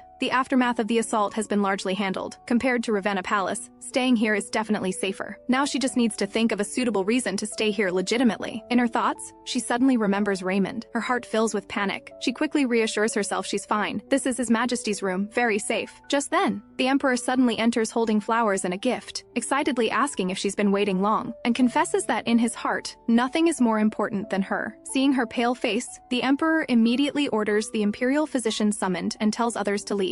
Liana quickly waves her hands. She doesn't feel unwell at all. The two finally meet, but the air fills with awkward atmosphere. Liana looks at the Emperor's concerned expression. She really can't bring herself to speak. She also sees the Emperor wants to speak but can't, looking at a loss. Liana breaks the silence. First, apologizing for worrying His Majesty during this time. The Emperor immediately objects. It's not like that. I'm the one at fault for bringing you here and making you worry. Liana freezes. His Majesty, whom she hasn't seen in days, seems even stranger. The Emperor quickly asks if she has something to say or any needs. Liana hesitates briefly, finally admitting she came to discuss an important matter. She tells the Emperor that though she's much better, she still occasionally recalls scenes from the assault. She still feels afraid in the palace, and asks if she can go somewhere else safe. The Emperor urgently interrupts, promising to always be by her side to protect her, begging her not to leave the palace. Perhaps it's hard for her to believe, but his feelings for her are sincere. He can't help but pour out his feelings. Not a day goes by that he doesn't miss her, worrying about how she's doing. Hearing this, Liana feels somewhat awkward. Maybe she should just leave. The Emperor adds, if she still doesn't feel safe in her current residence, would she be willing to move to his palace to live together? It's the safest place in the Empire, and he can take better care of her. He begs her to agree to this request. Liana suddenly feels all her previous worries were for nothing. The maids discuss privately. His Majesty and Her Majesty are finally living in the same room. This is their first time living together after marriage. The maids can't hide their excitement. They secretly wonder, will something happen if this continues? At this moment, a minister passes by, complaining that though the Emperor said he'd visit the Holy Temple, personally, the palace minister is going instead. Another minister explains it seems to be for the Imperial consort's safety. He finds it even more absurd. In this situation, what's more important? For 2 years, His Majesty ignored the Imperial consort. He's certain this is just an excuse. The maids feel worried, but believe His Majesty must have already anticipated the minister's reactions. But this is a decision made for Her Majesty. If the two of them have some good news, these rumors will dissipate. Thinking this, the maids picture romantic scenes between them. Reality, however, is that the two seem as distant as a galaxy apart. Liana feels deeply embarrassed, just wanting to crawl into a hole. 2 days later, His Majesty arranges unused palace space as Liana's residence. But Liana only feels overwhelmed. Maids bring piles of desserts, informing her these were prepared by mobilizing all the royal pastry chefs,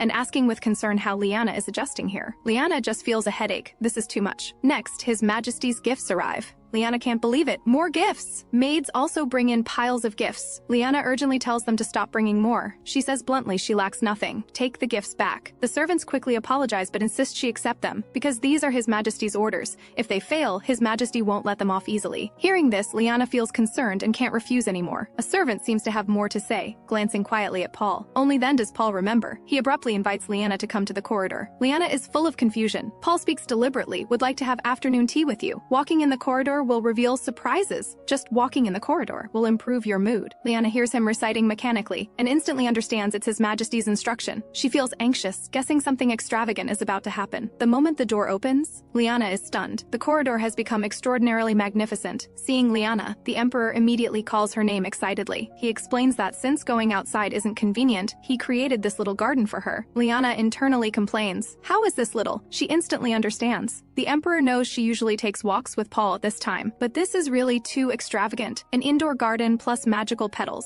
Liana is about to speak when the Emperor expresses his feelings first. The Emperor admits he suddenly thought of her while working. Blushing, he praises her as perfect as an angel. But these sweet words strike Liana like lightning. She honestly tells him she doesn't need such special gifts. Hearing this, the Emperor is instantly dejected, blaming himself for doing wrong again. He murmurs softly, "I just wanted to make you happy."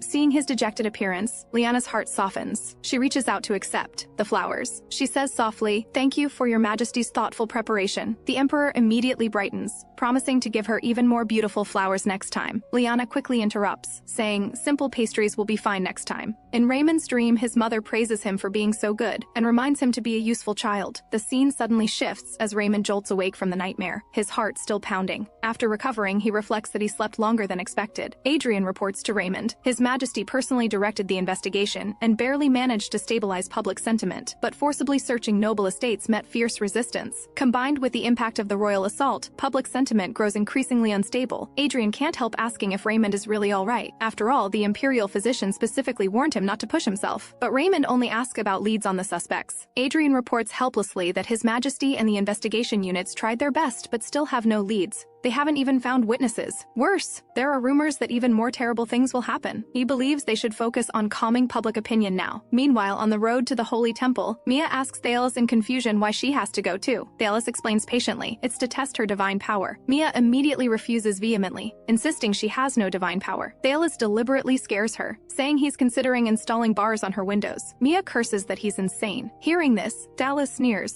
Dealing with fools does drive me mad. Mia is furious and speechless, pointing out the finance minister's words are too hurtful. Thalos ignores her complaint, just telling her to sit properly and stop moving. Mia mutters quietly it would be better going with His Majesty. At least her mood would be better. Thalos raises an eyebrow. Do you still have lingering feelings for His Majesty? Mia's face instantly flushes red, accusing him of such words. She complains Thalos always treats her like an idiot. Who would want to travel with him? Thalos tells her indifferently, you were originally supposed to go with His Majesty. Mia's eyes light up. Then why was it changed to the finance minister? Thalos explains His Majesty didn't want to leave Her Majesty alone in the palace. Her Majesty still needs rest, and His Majesty wants to personally stay by her side. Sadness shows in Mia's eyes, but she smiles and says that's fortunate. She was worried before. Hearing this, Thalos looks at her, pondering the truthfulness of her words. But Thalos reminds her to worry about herself first. After all, the divine power test is coming up. Mia complains dissatisfied, appointing her as saint without permission, then testing her. Thalos asks back, do you want to eat and stay for free? She says anxiously. Will they arrest me when they discover I'm a fake saint? Thalos says he never had expectations of her anyway. Mia retorts, that's not comfort, it's a blow. Thalos raises an eyebrow sarcastically. You can't even tell comfort from advice. Mia is provoked, shouting they might as well just arrest her. She cries that she wants to go back to the palace. Thalos reminds her helplessly to sit still and not move around to avoid injury, then explains he means he and the horse will get injured. Mia is annoyed, just as she thought. She mutters pitifully that she wants to go back. She can't possibly be a saint. She's already made it clear. She has no divine power at all. Suddenly, she remembers she'll waste tax money, sarcastically saying the finance minister will be in trouble. She even makes a vicious vow. If she passes the test, she'll be his dog. At the test site, the high priest congratulates her on passing perfectly. Mia can't believe it. People around express admiration, saying her divine power is the greatest of all saints. She's definitely received divine blessing. Mia can't believe it. She only touched the tree. The high priest solemnly explains this sacred tree has proven her identity, and her power is the strongest in history. Someone suggests announcing it to the whole empire would inspire people, but the high priest refuses. The high priest explains it's too early to make it public. They must have Mia's consent. Moreover, she only possesses divine power now. She still needs training to use it. Mia's mind goes blank. She can't believe she really has divine power, and the strongest in history at that. Though she doesn't understand what a saint is or how to use divine power, but her confidence instantly soars. She feels she's an amazing woman. Mia is ecstatic. Amazing people won't be imprisoned or worry about going hungry. She excitedly cheers that she's an invincible saint. Thalos can't help but complain. Can't tell if she's a saint or a madwoman. He can't help worrying. Will people accept her as a saint seeing her like this? But Mia laughs loudly, exclaiming the Plyssia Empire is so lucky. Thalos' expression is complex. Whether they accept it or not, as long as she has divine power, there will be times when it's useful. The high priest, just learning the test results, exclaims these results are so delightful. He gestures for Mia and Thalos to sit. Thalos seizes the opportunity to propose a nationwide saints tour. Mia looks bewildered. This is too sudden. Thalos elaborates on the long-standing good relationship between the royal family and Holy Temple. The royal family funded the Holy Temple's needs. The Holy Temple granted the royal family higher authority. The Holy Temple stands alongside the royal family, deeply rooted in people's hearts through sacrifice and devotion. But after the late emperor's reign brought stability, people's interest in religion waned. When life is worry-free and stable, occasions to pray naturally decrease sharply. Mia doesn't understand what this has to do with her. Thalos quickly interrupts, describing the sensation a saint's appearance would cause. He states bluntly this is a perfect opportunity to attract followers and reclaim public sentiment. The high priest keenly sees through this. This matter isn't only beneficial to the Holy Temple. Thales immediately adds, this is equally important for the royal family. The previous assault made public sentiment unstable. If the royal family escorts the saint on tour doing charity, the saint doing charitable activities in both names, their relationship will become closer. He believes this is a win-win situation. Mia loudly questions why no one considers her opinion. Thalos ignores her, calculating internally. Compared to Kaelvis, these words might be better. No need to create friction with the Holy Temple. Calming public sentiment is most important. He firmly family believes hearts are fickle. The saint can definitely shift public focus. The high priest approves of his proposal, but can't decide alone. He admits that due to loss of followers, the Holy Temple has been deeply worried, but the Holy Temple upholds ideals of freedom and equality. All decisions require Mia's consent. Mia immediately declares proudly she absolutely won't go. He immediately says he'll return to the palace to report, not giving Mia a chance to object. Mia doesn't understand why they need to discuss this. She refuses adamantly again. On the way back, Thalos persists, urging her to reconsider, not understanding why she's so resistant. Mia states bluntly the tour has nothing to do with her. It only benefits Thalos. Thalos argues this is for the royal family and for her. He states bluntly that public perception of the royal family isn't good now. If the saint appears now, it could restore their trust in the royal family, and it's also a good opportunity for her to tour the empire. He reminds Mia that after becoming a saint, the future will only get busier, and promises she can name her reward. After the tour, he'll help fulfill one of her wishes. Mia's eyes instantly light up. She urgently asks if any wish is okay. After receiving confirmation, Mia immediately agrees. Thalos consoles himself this is a sacrifice for the greater good. Mia mentions His Majesty and Her Majesty's care. She doesn't want to be ungrateful. Thalos casually reassures her not to worry too much. As long as she doesn't cause trouble, it'll go smoothly. Mia rolls her eyes, complaining this isn't comfort at all. Since she's agreed to the tour, Mia starts seriously considering preparations. Thalos suggests she discuss with those people. Mia turns in confusion, discovering the tour group is already prepared. She swears she absolutely won't let Thalos off easily. Watching Mia's departing figure, Thalos breathes a sigh of relief. Fortunately, he prepared well. Having resolved Mia's matter, next he should investigate Kael'vis.